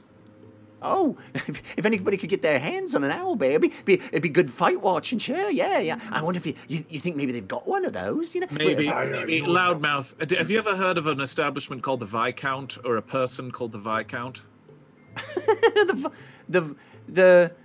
The crazy fella lives in the lighthouse? Yeah, of course, everybody's heard of him. He's lost his marbles, gone cuckoo, he has. Can I see the lighthouse that he's referring to? I don't think you could see it from here. No, you couldn't see it from here. Okay. How far need supplies? How far away is this lighthouse? It's on the other side of the island. It's on the east side, you know. It's Ocean's Goal Point. You know, the Viscount Wingerstick's envoy. He's gone nuts. He's gone crazy. He thinks he's a king. He thinks he's the master of his domain. He thinks the lighthouse. Where is Whitebeard headed right now? Oh, we should probably get going. We should probably stop talking. You know, yeah. Sometimes you guys, you talk too much, is what you do. Where is he headed? Well, let's go find out. You know, let's go see what he's doing. You don't know. You're his right-hand man. You don't know. I got my suspicions. See, Whitebeard doesn't ever lay down a bet unless he knows he's going to win. See, so you know he goes. He's got ways to find out. If you know what I'm saying about. I don't. Tell me. Well, you know. The fortune tellers, you know, the seers, the insight makers, you know. He goes see a fortune teller to see who's going to win. That's right, yeah. All right. That's where he's headed right now. I'm guessing that's where he always goes there before he goes blazes. Do we know who down. Civ would be fighting tonight? Who what? Who Civ would be fighting tonight? Oh, Civ would be fighting. Well, I'm sure he could fight if he wants to. You know, who would he be fighting? Whoever steps up. Whoever gets in the mud pits. Civ, I don't think you should fight. What? You can just bet on fights. You can watch Whitebeard fights. was inviting me to sit next to him while we watched the fights. But I wouldn't put it past him to encourage me to join in. Well, I got to admit, any pirate who jumps in the pits himself definitely has earned a nice word of commendation from Whitebeard, and especially if he wins a bet for Whitebeard, it's been very lucrative before, you know, for lots of different pirates I've seen. In fact, it reminds me of a story of one time. Right, Loudmouth, thank you. Yes, okay, let's get after him. You're right. Come on, everybody, let's go. Aside to the group, look, these creatures, I wouldn't be able to continue on with knowing that I could go into these. We're going to have to find a way to release them. We can't take them with us. Well, that's the thing. I've been spending some time with them, and if you release them, they'll likely become some sort of invasive species on the island. They're not meant to be here. They wreak havoc wherever they go. And if they don't do that, they're going to die. Back in time to save bullets that have no help. Were we sent back here to do that? Is that why we came? Every life matters. I do not believe that is true. There are two things I'm willing to do, all right? Side quest to the ship to release those creatures. Or, if there's a way, perhaps, that we could finagle Civ or Uggo gets into a fight with them. I will do what I can. And then you kill them quick, so they don't feel any pain, or the pain is smaller. Of course. Maybe. Yes. I do not like torture. So what should we do here? I have a question. We need to go. I mean, we're sort of at Whitebeard's behest. We need his ship to go to this lighthouse. I'm sorry, Uggo. What were you going to say? Why did you stab him? I'm sorry, my friend. I just can't play these games anymore. What games? He's lying to us. I do not believe that is true. I do. Why? So you stab him? Yes, to get the truth out of him. That is not how you get truth out of someone, Civ. Would you rather I use my fists? No, I would rather you use your tongue! Did you get the and truth your out of brain! him?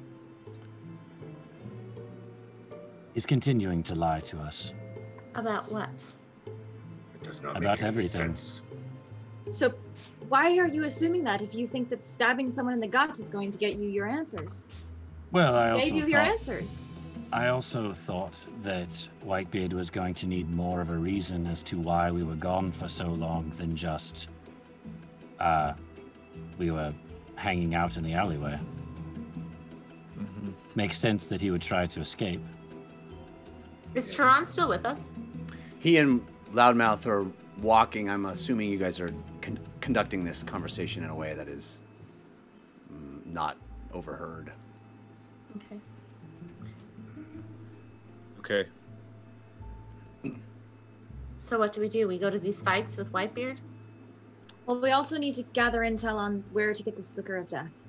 I mean, we just found out we have to get it from the lighthouse at Ocean's Gull Point, but it sounds like we need the ship to do that. So we're sort of at Whitebeard's. We need the ship to get to the lighthouse? That's what it sounded like. The other side of the island, right? Right, Jeff? Sorry. Yes. Yeah. If it wasn't clear, the situation is that the Castle Rum is only accessible by ship. But the lighthouse at Ocean's Gull Point. Oh, lighthouse. No, the lighthouse you could walk to. Oh. Yeah. But Loudmouth and Choron and Whitebeard are all not going there right now. Right. They're going to... They seem to be going to teller. this fortune teller, yeah. Well, Okay. seeing a fortune teller, seeing what Whitebeard puts his trust in, is that worth it for us? It's not a bad idea, I guess. We sort of... I don't like taking our eyes off of Whitebeard and Choron together, that's for certain. We're sort of... Maybe we could influence the fortune teller to tell him that they're not worth anything and to just get rid of them. Well, what if we went with him to the fortune teller and then made a reason why we needed to reconvene before the... Or not reconvene, but take a brief rest before the fights tonight and go to the lighthouse? Maybe. Yeah. Yeah. All right, let's follow. All right, so you guys are walking through the town of Boster, which is this drab sea town. There's lots of wood cottages on short stilts. We'll have put Choron's hood back up, so in case there's any further... He's not with us. He's with with Loudmouth. Yeah, if we catch up, but... Is there any post offices around? Well, there's definitely lots of shops, hovels, shops, all of them worn, buffeted by years of salt air. There's paint peeling on all the walls. You could probably find a place to drop a letter if that's what you're intending to do. It is, but I don't have to do that right now. Just maybe on our way out. Behema, what's that in your hand? It's a letter. To who? To my dad. Your dad? Yeah, I mean, I wasn't born yet, but I figured it was worth a shot to maybe send him something. I don't hear you talk about him much, to me. Well, I just figured maybe if I could drop some sort of warning that he might, contact me, tell me he's safe or not safe in present time. But I have something to tell you. I don't know if it's true, but I had a vision once that I saw your dad. What? And you haven't told me until now? Well, I don't know if it's true because it was when I was on the you remember the clam juice? Yeah, everybody vomited. Well, most of Yes, so I feel some like of the us information might not be reliable. Perhaps like when you've had too much to drink, But I had this strange vision. And I saw someone who was a man, but it looked like you, which I can only assume would be your father. Probably. What was he doing? Where was he? Well, it wasn't the best. He was very brave, but there were these creatures that look kind of like insects, but large insects. Would I know what that is? What those are, Jeff? By hearing that description? No. Okay. And he seemed to come in, he came to storm this place, wherever it was, and he drew his sword, and that's all I saw. And he was very brave. I want to reiterate that. I don't know what happened, and I didn't tell you because it felt impartial. It felt like it might not be real. How old was he? Was he young, older? Middle age? I don't know. Was he winning? It ended when he came in the room. It was like he came in, he drew his sword. A sword? A sword. Sorry, Jeff, my dad a sword's not something he would use. He's a wizard, right? Oh. Not what you've ever seen him use. You've never seen him use a sword, no. Okay, I mean, maybe, maybe in passing, like an artifact of something, but not. Yeah. Okay, this is like extraordinary. He typically uses a wand, so using a sword seems quite dreamlike. But maybe it was a dream, and that's why again I hesitated to tell you because I don't know what to make of it. I thought about it for a long time. I tried to make sense of it, but well, Lily, in all of the visions that I've been a part of, they have felt very real and like a prophecy of some sort. Yes. And that we should pay attention to them. Yes. I agree. Well, that's why I'm telling you now, I guess. I know it's not much information, but I did see him, and he's very handsome. And, very brave, for the little bit that I saw. I know it's not much help. I don't know when it was, or where it was, or why. But thank you for telling me. I hope you get another vision. Me too. I hope I do. I was hoping I would get another one so I could have more of a story to tell you. And I was hoping it would make more sense. But just so much has happened and I haven't had a moment to maybe mention it to you. I'm sorry I waited so long.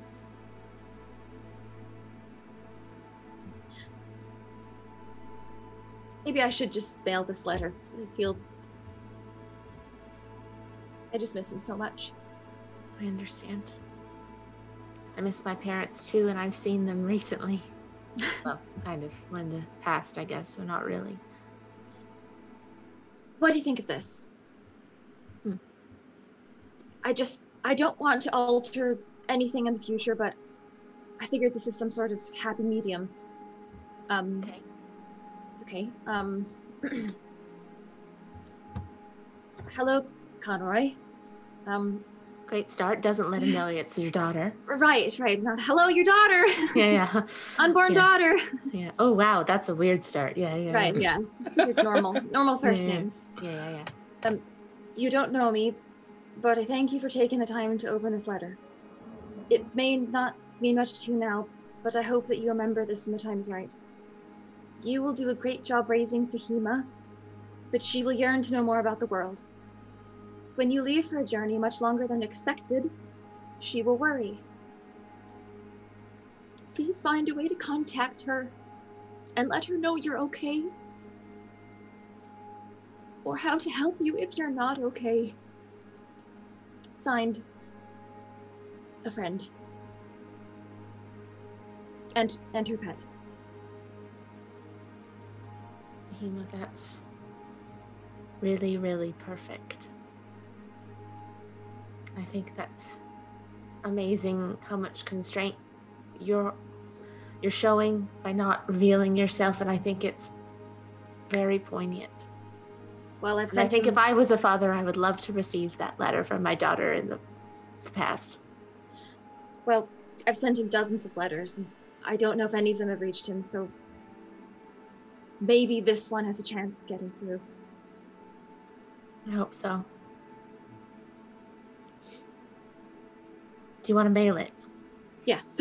So I'll go in and confer with a shopkeep and see if I can drop this letter to my house in Axbright. Okay. Wow. So yeah, you pay a fee to do that, and you're given assurance that this letter will be sent And so it is. So it's like, I think 2 or 3 years before I was born. And then the world exploded. Yeah. As soon as it gets there. When Fahima gets out, I'll have my little flask of rum that I have in my jacket, and I'll hand it to her. Good job. Thank you, Ruby. Go. Yeah. Are you all right? No. What are you thinking about? I am taking a lesson from your book, and I am not sure I am thinking about it. I'm not sure what that means exactly. What that means is I am trying to be smarter about things.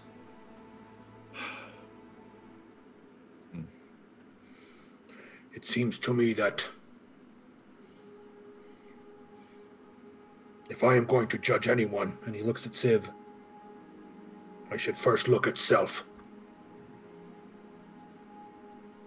Okay. That is all I have to say. Okay. You can come to me if you need anything. I know. Thank you. Okay. Right. Look, I don't really want... look, everyone, I don't really want to go to these fights. I'm fine skipping them and going to this lighthouse and quickening our journey there. But if we need to kind of stick with Whitebeard and make sure he doesn't do something terrible, I think that's probably a safe assumption, though. I think he's invited Civ. Yes. And me. And Yes. Duggo. I think we don't have much of a choice. Got that right, yeah. The wink means come with me. Probably. Okay. A wink can mean a lot of things, but yeah. I know. Yes, yeah. I know. Yeah. That's the beauty of it. Right. Yeah. So, fine. We'll play Whitebeard's game for now. Well, to Are this we fortune all teller. going to play this game? Not if we can avoid it. No, I don't want any of us fighting. If you know. No, I mean somebody has already indicated that they are not willing to play the game anymore. Been a long time since I've killed someone for money. Well, let's not start today, right? Seems like he's itching to. Might that re-traumatize everything? Bring out some bad qualities? You see my eye start to twitch. Yeah, I don't want to see old Civ. I don't. Sivarak, you don't need to resort to old habits necessarily. But, like I said, if we can guarantee somehow that you fight those creatures, then it'll be an easy fight. Well, I guess that's not a guarantee. Those but... creatures are babies, though, aren't they? They were small, right, Jeff? They are, yeah. I don't know if they're going to be sent to the pits right away. Maybe he'll most likely try to sell them so someone could turn them into larger, angrier, meaner bullets. That's probably true. Should we see what the fortune teller has to say? Yes. All right. So this all is happening as you're walking, as Fahima is finding a place to pop in and drop a letter. And you're getting a sense of the larger town that is Boster. Like I said, there's lots of these grimy hovels and shops everywhere, on stilts, and all of them look like, you know, the sea air has just been buffeting them, just been wearing them down over time. There's paint peeling on all of them. It is a town that is sort of gray even in its architecture. But there's green moss that's growing in corners of everything, you know, nourished by this moisture that's constantly in the air. People are moving about, dressed in thick wools and overalls, fishermen and women cleaning their catch in the open air. And the smell just permeates everything. It's very much this coastal town, this town that makes its living on trade and on fishing on farming the sea. And this is a long walk. You guys are having this long conversation. You're able to fall back and kind of have a private moments between several of you and move forward and stop into places. It's Lily. What? I just mind blown from Lily. You know, she held on to that for so long. That was the clam episode. That was when? Yeah. So long ago. 15? No, 16? Ooh, how many of us have 20. shared our clam juice vision? Ugo I mean, I didn't have one. didn't he? A little bit, but not all of it. But Yeah. Oh, we don't know that, I think. Yeah. I don't think Civ has mentioned his except for maybe very briefly, and that was it. Yeah. Right. So And Fahima and I didn't have one. Yep. So you Yeah. finally make your way to what is an alley, deep into the town proper. The cobblestone roads give way to loose sand, and Whitebeard strides forward through the alley confidently. But there are definitely dark eyes from dark forms that notice you along the edges of this alley. And he finally gets to this peeling, splintered wooden door. And he raps on it 3 times. Pop, pop, pop. And he stands there in front of it. In this alley, this kind of darkish back alley where, you feel moisture everywhere, sand and salt in your nose. There's little creatures, little rats running in the corners of things, stuff growing in places. And he stands there waiting, having knocked on the door. And after a second, the bottom half of the door opens. It's one of those doors that has 2 sections. The bottom half opens, and this halfling face peers out, looks up at you. It's a tough, pockmarked halfling face. And then it disappears again. The door shuts, and you hear a noise behind the door. And then the top half opens, and clearly the halfling is like standing on something behind the door. And he says, "What do you want?" And Whitebeard looks at him in the eye and he says, "We are here to glean insight from the hag." "Hag's sleeping." "We'll wake her up. I've got coin." And there's a moment where that top half closes and you hear and then the whole door opens, and you guys are beckoned inside. And Whitebeard looks back at you, and he says, "Don't look her in the eye." And Loudmouth goes, "Yeah, you don't want to look at her in the," and he starts like launching into this whole thing. And you walk into this larger area, and there is a sort of a curtain in the back of the room. And this halfling, kind of a grimy looking fella, he walks up to Whitebeard and he takes his money from him, and he leads him, and he pulls back the curtain for all of you to walk in. And you walk into these floorboards in the back of this room on stilts. And what you see is a pile of seaweed in the center of the room with a chain coming out of it. Like a big chain coming out of this pile of seaweed. And the chain leads over to the side of the room, and the halfling goes over and picks up the other end of the chain and kind of jangles it on the ground, like just shakes it really hard. And A sea hag. and you see the pile start to shift and move a little bit, and then it parts. The seaweed, this green, slick looking, wet looking seaweed, looks like it's been freshly plucked from the ocean and plopped in the center of this wooden room. It starts to move, and then it starts to sit up, and you see a face appear out of the seaweed, as if the seaweed is almost its hair. Green and sickly. And Whitebeard told you, do not look at this thing. Mm-hmm. So, I want to make sure that any of you, if any of you want to look at it, Nope. You want us to just not look at you, Jeff, for the rest of no, this? you can look at We'll me. see. You can look at me. I'm not the hag.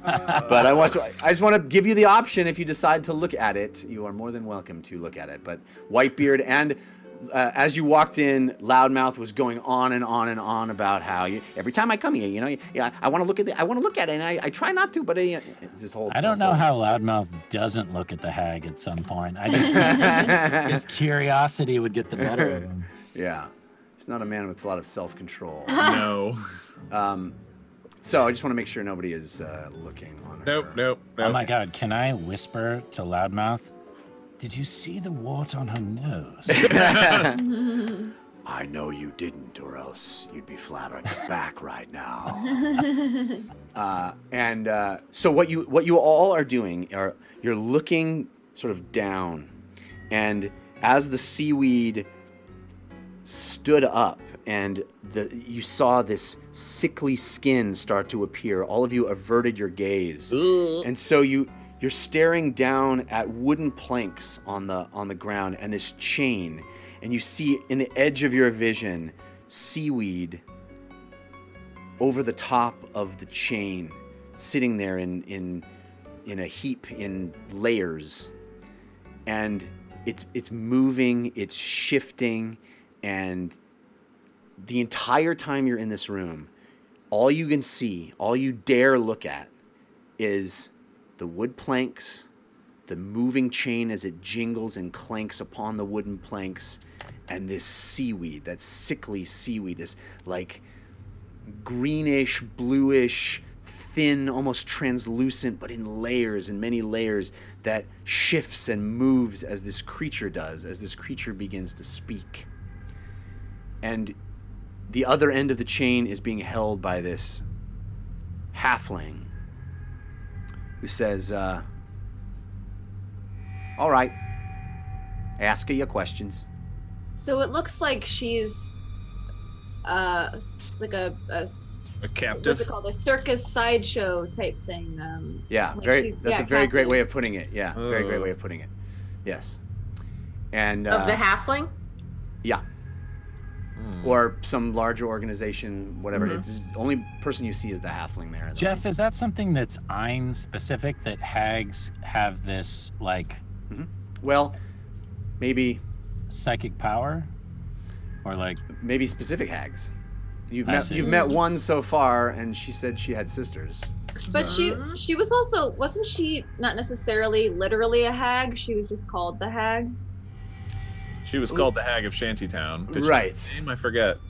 That she wasn't. It was Griselda. Yes. Griselda, the hag of Yeah. Shantytown. That I was think a I remember- trivia question. I think I remember asking for clarification, like, oh, is she, like, what kind of Yeah. hag is she? And you're like, well, they call her the hag. It was a Right. little ambiguous. That's Right. exactly right. That is exactly right. And she seemed much more amicable than a hag. I was very much trying to get you not to think of her as a 5e raw hag, Got not rule as written type hag. This is Right. Raw. my Raw version. hag. This hag is cooked.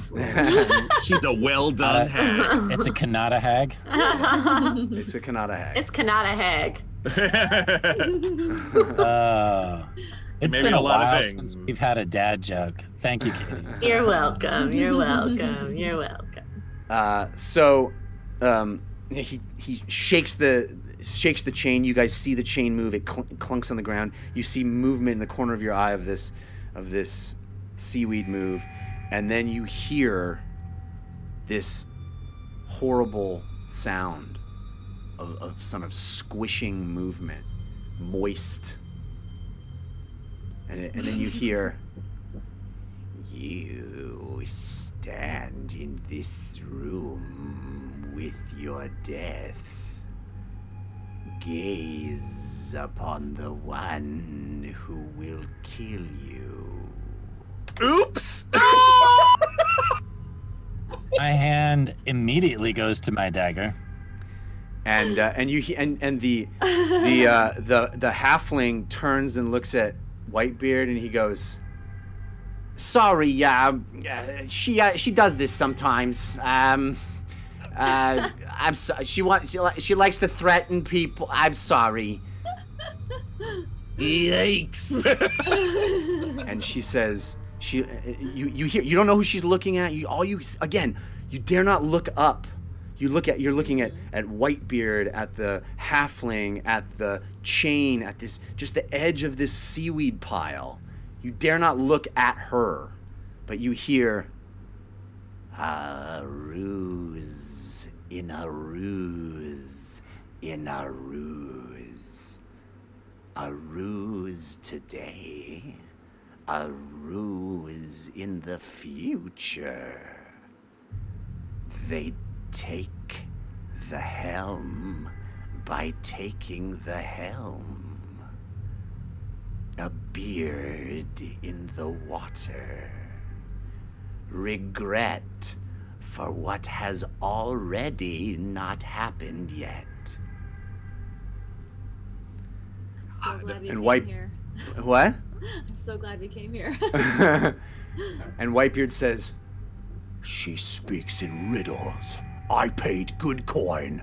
I want to know about my wagers. I want to know about the treasures I seek. I want to know about curses. Yeah. and Yeah. and you see the halfling yank on the chain, and you hear this sickly, moist, squishy sound and a kind of a choke.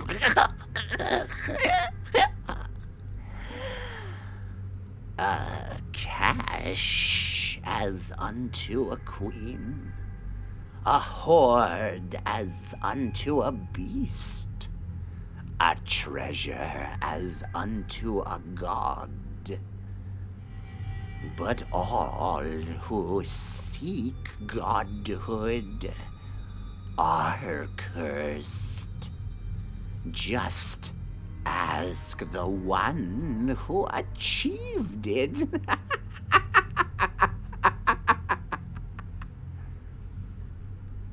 Wait a minute, she's spitting nonsense.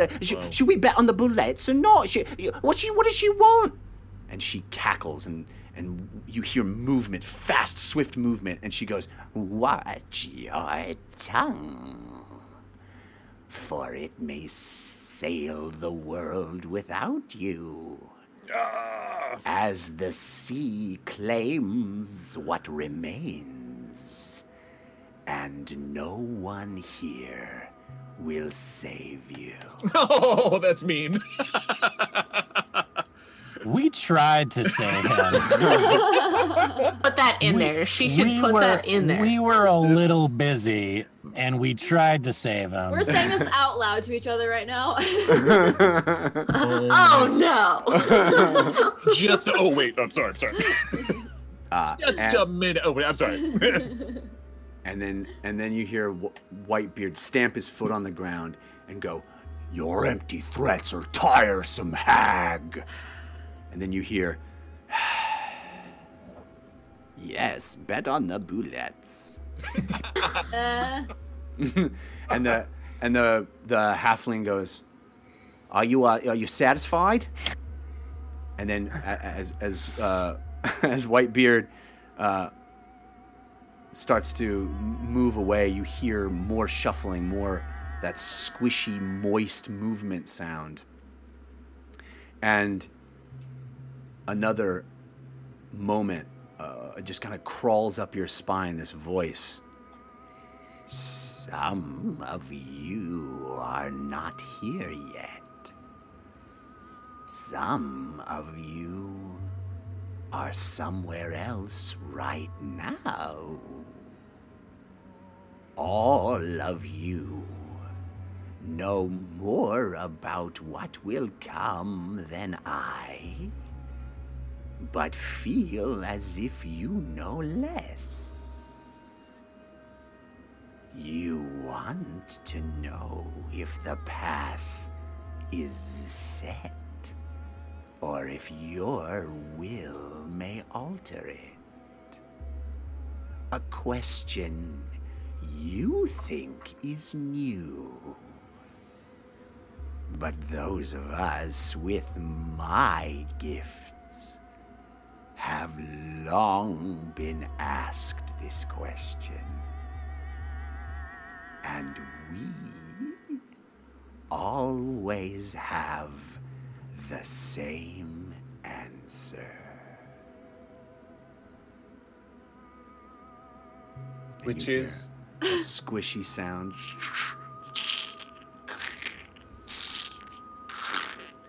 And all of you, even Whitebeard, even Loudmouth, even the halfling, are not looking at her. Not looking, not daring not to look. And you feel this moistness, this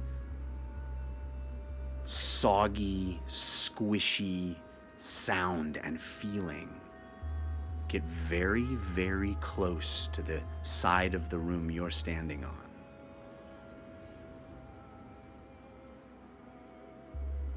You will see.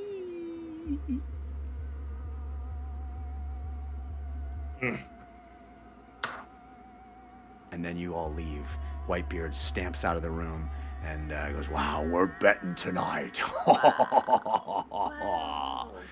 And you're back out into the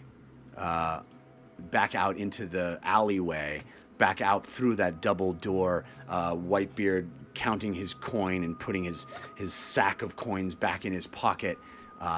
And Loudmouth started to chattering away. What do you think all that meant, Whitebeard? Yeah, what was she chattering on about? I don't care, Loudmouth, and shut your face. I think she told you were gonna die too. As long as she tells me I'm gonna win tonight, that's all I care about. I'll say to the group, I don't think it's right that she was kept there against her will. She's a powerful magical creature.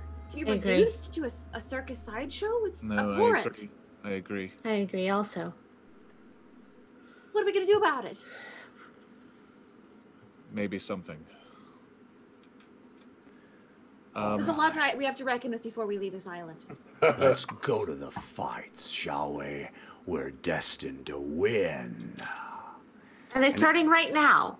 In the afternoon? They're all the time, darling. They're all the time. Okay, sweetheart. Are the bullets already there? He strides off. Then he strides off, feeling like the king of the town. Right? He's in full command of feeling invincible. He just won a big bar fight. He said, "My blood is pumping. I feel alive." And moves on through the city, heading a different direction now. So the implication is that the bullets are already prepped for this fight, or they might still be on the ship? Well, clearly there was a crew of people that were doing a heck of a lot as you left, and it's been a while since you saw that, so it's certainly plausible that a number of them has already delivered them to a place that they had been told to take them, and things have been set up to make that happen. How far of a walk is it to the arena? It's where the fights are. It'll take you a while to get there, but it's not it's not a day. Okay. And Whitebeard is sort of tromping on ahead without us a little bit. Yeah, it's the same kind of thing where he expects everyone to follow, and he's just sort of, leading the way.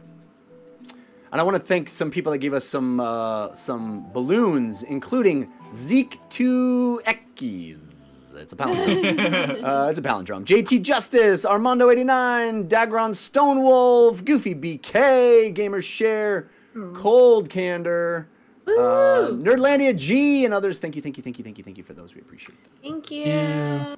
Thank you. All right. That was upsetting. Everything about this island is very upsetting. True. That's putting it mildly. Civ, she said the treasure's cursed. Yes, I know. I thought that was rather amusing. Very. Well, amusing isn't the word I would have chosen, but yes. I use that word I know. casually. Yes, I know. I know you do. Ironically. So is the fight happening now, or could we take a short rest beforehand? Well, you're sort of on a walk here. You could. I could allow the walk to be. I mean, the short rest is supposed to be no movement, right? It's supposed to be just chilling. So You chill in the bleachers. Yeah, you can read. You can do light. Yeah, right. Yeah, so if you're gonna follow Whitebeard as he expects you to, I don't think you would be able to short rest right now. But maybe at your destination.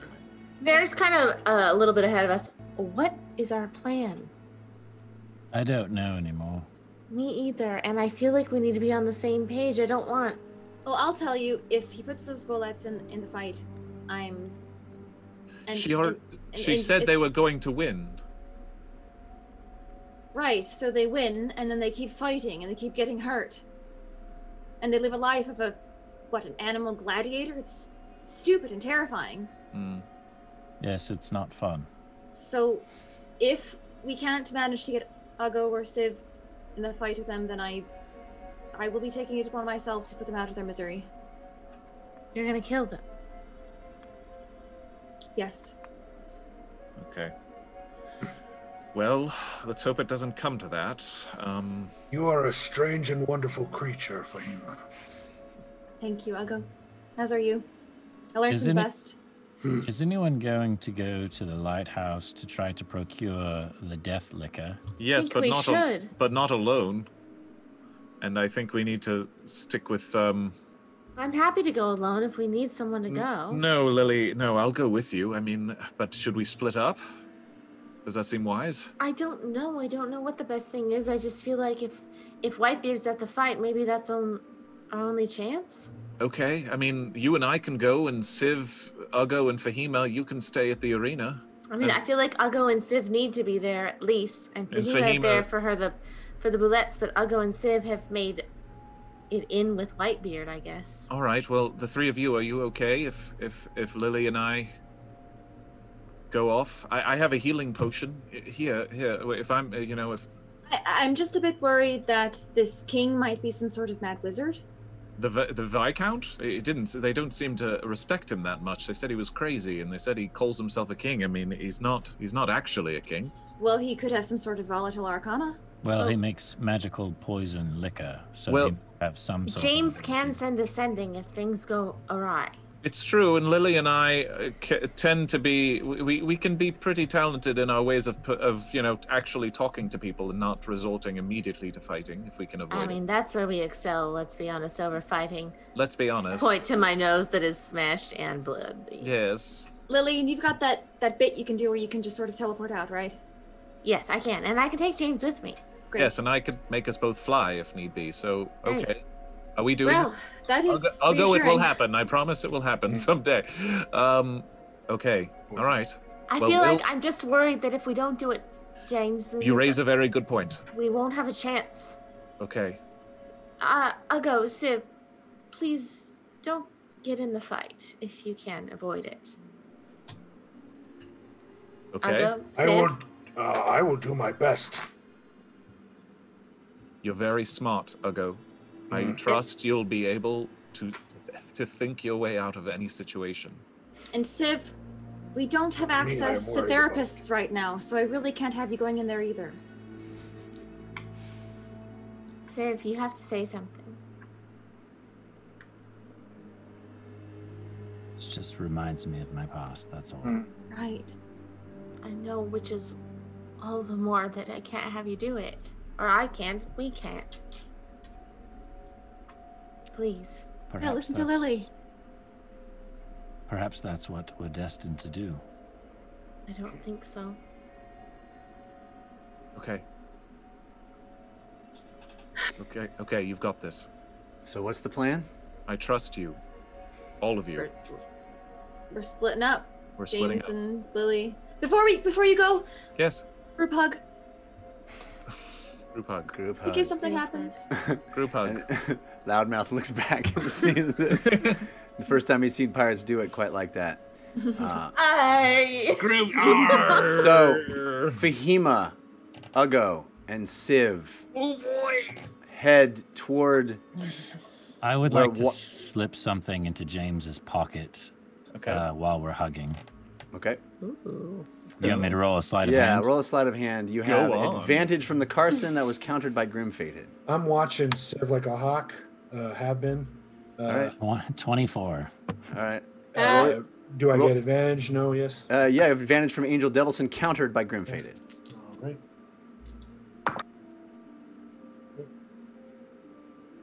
Nope. Just perception, right? Yeah, you got to be 24. No way. Yeah. Close, but not enough. All right. So you managed to slip whatever it is into his pocket.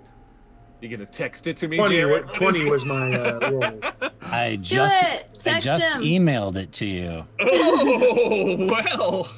Fascinating. All right. Jeff, is the lighthouse more than a mile away from us? Yes. From the stands? Darn. It is, yes. Okay, I was gonna send meat, but that's the max radius. The lighthouse is not the farthest point. It's the farthest point east from where you are. You guys landed on the western shore. Well, not sort of northwestern shore of the Isle of Rum to get to Boster, and on the eastern side, facing out to the sea, is the lighthouse on what is called Ocean Gull Point. Ocean Gull Point. Ocean Gull Drive. Yeah. Ocean Gull Ave. Ocean Gull Boulevard. So, Civ, Ugo, and Fahima start Splitting the party. Following Whitebeard, and Lily and James peel off. And that's where we're going to end tonight. Oh, I knew that was going to happen. What could go wrong? So 15 minutes left, so it makes sense. What is the number one rule in D&D? Never split split the party! Party. It'll be It fine. makes sense. It makes It so much does. sense. It does make sense. And said nothing. Don't kill us, Jeff. Hey, I didn't do it. Don't give me that D&D face. rules. Ein didn't do it. I didn't do it. So, Ba-dum-bum. ladies and gentlemen, thank you for being with us tonight. Next week we're gonna find out. We're gonna play a game of which story are we telling now? With a split party in two different, very dangerous locations. You mean? And this tonight was great fun. Thank you all for being here. Like I said, I've had a rough week, and so this was wonderful just to escape for almost 4 hours into this. And I'm grateful for my cast members, and I'm grateful for this production crew, and I'm grateful for all of you. I'm grateful for the folks in the chat that have given us advantage and disadvantage and all these wonderful balloons. We got more Civ Vicious, Goofy BK, Daddy 007, Scandrel Lovejoy, Kin, Dresden Dark, Armando 89, and others. Thank you.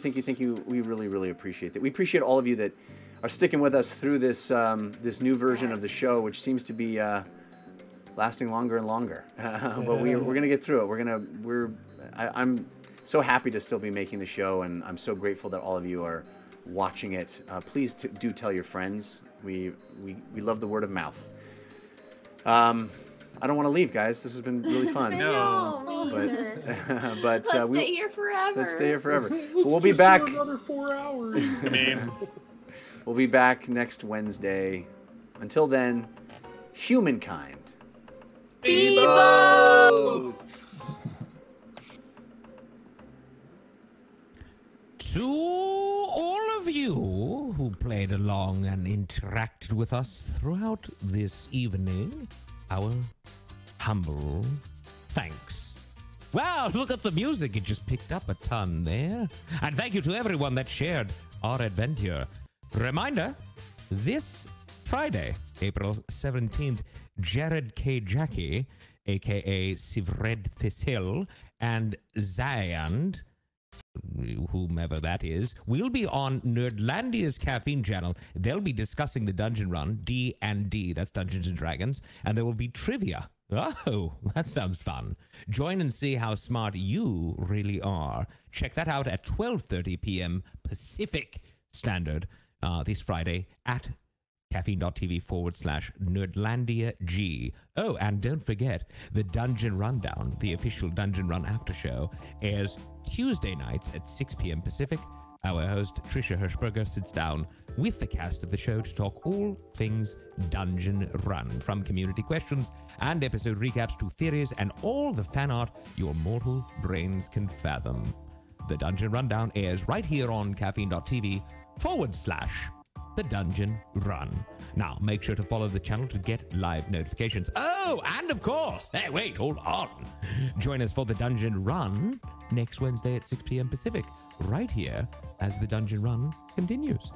Until next week, you all know what to do. Let the dice roll in your favor.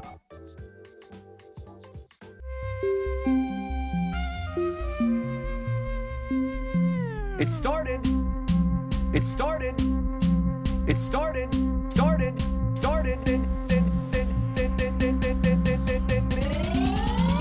As a simple dungeon run.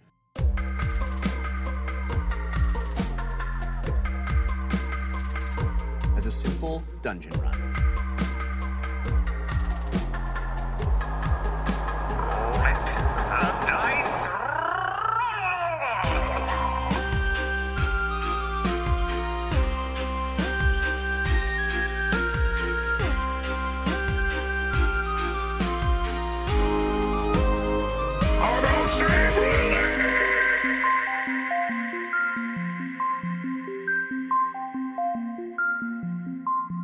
In a world where magic exists, anything is possible. Ah, life is pain.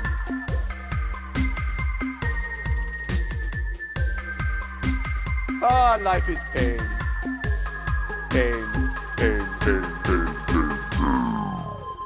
Meep, I love you. Come back to me. Meep. Meep. Meep. Meep. Meep. Meep. Meep. Meep. Meep. Meep. Meep.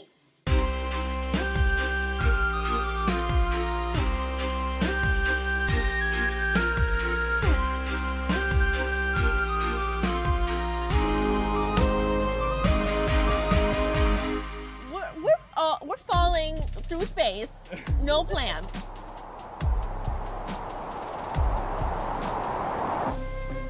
The island of Bingle is safe once again. You may return to your homes.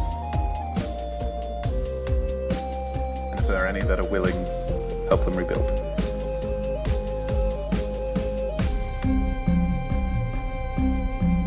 Humankind.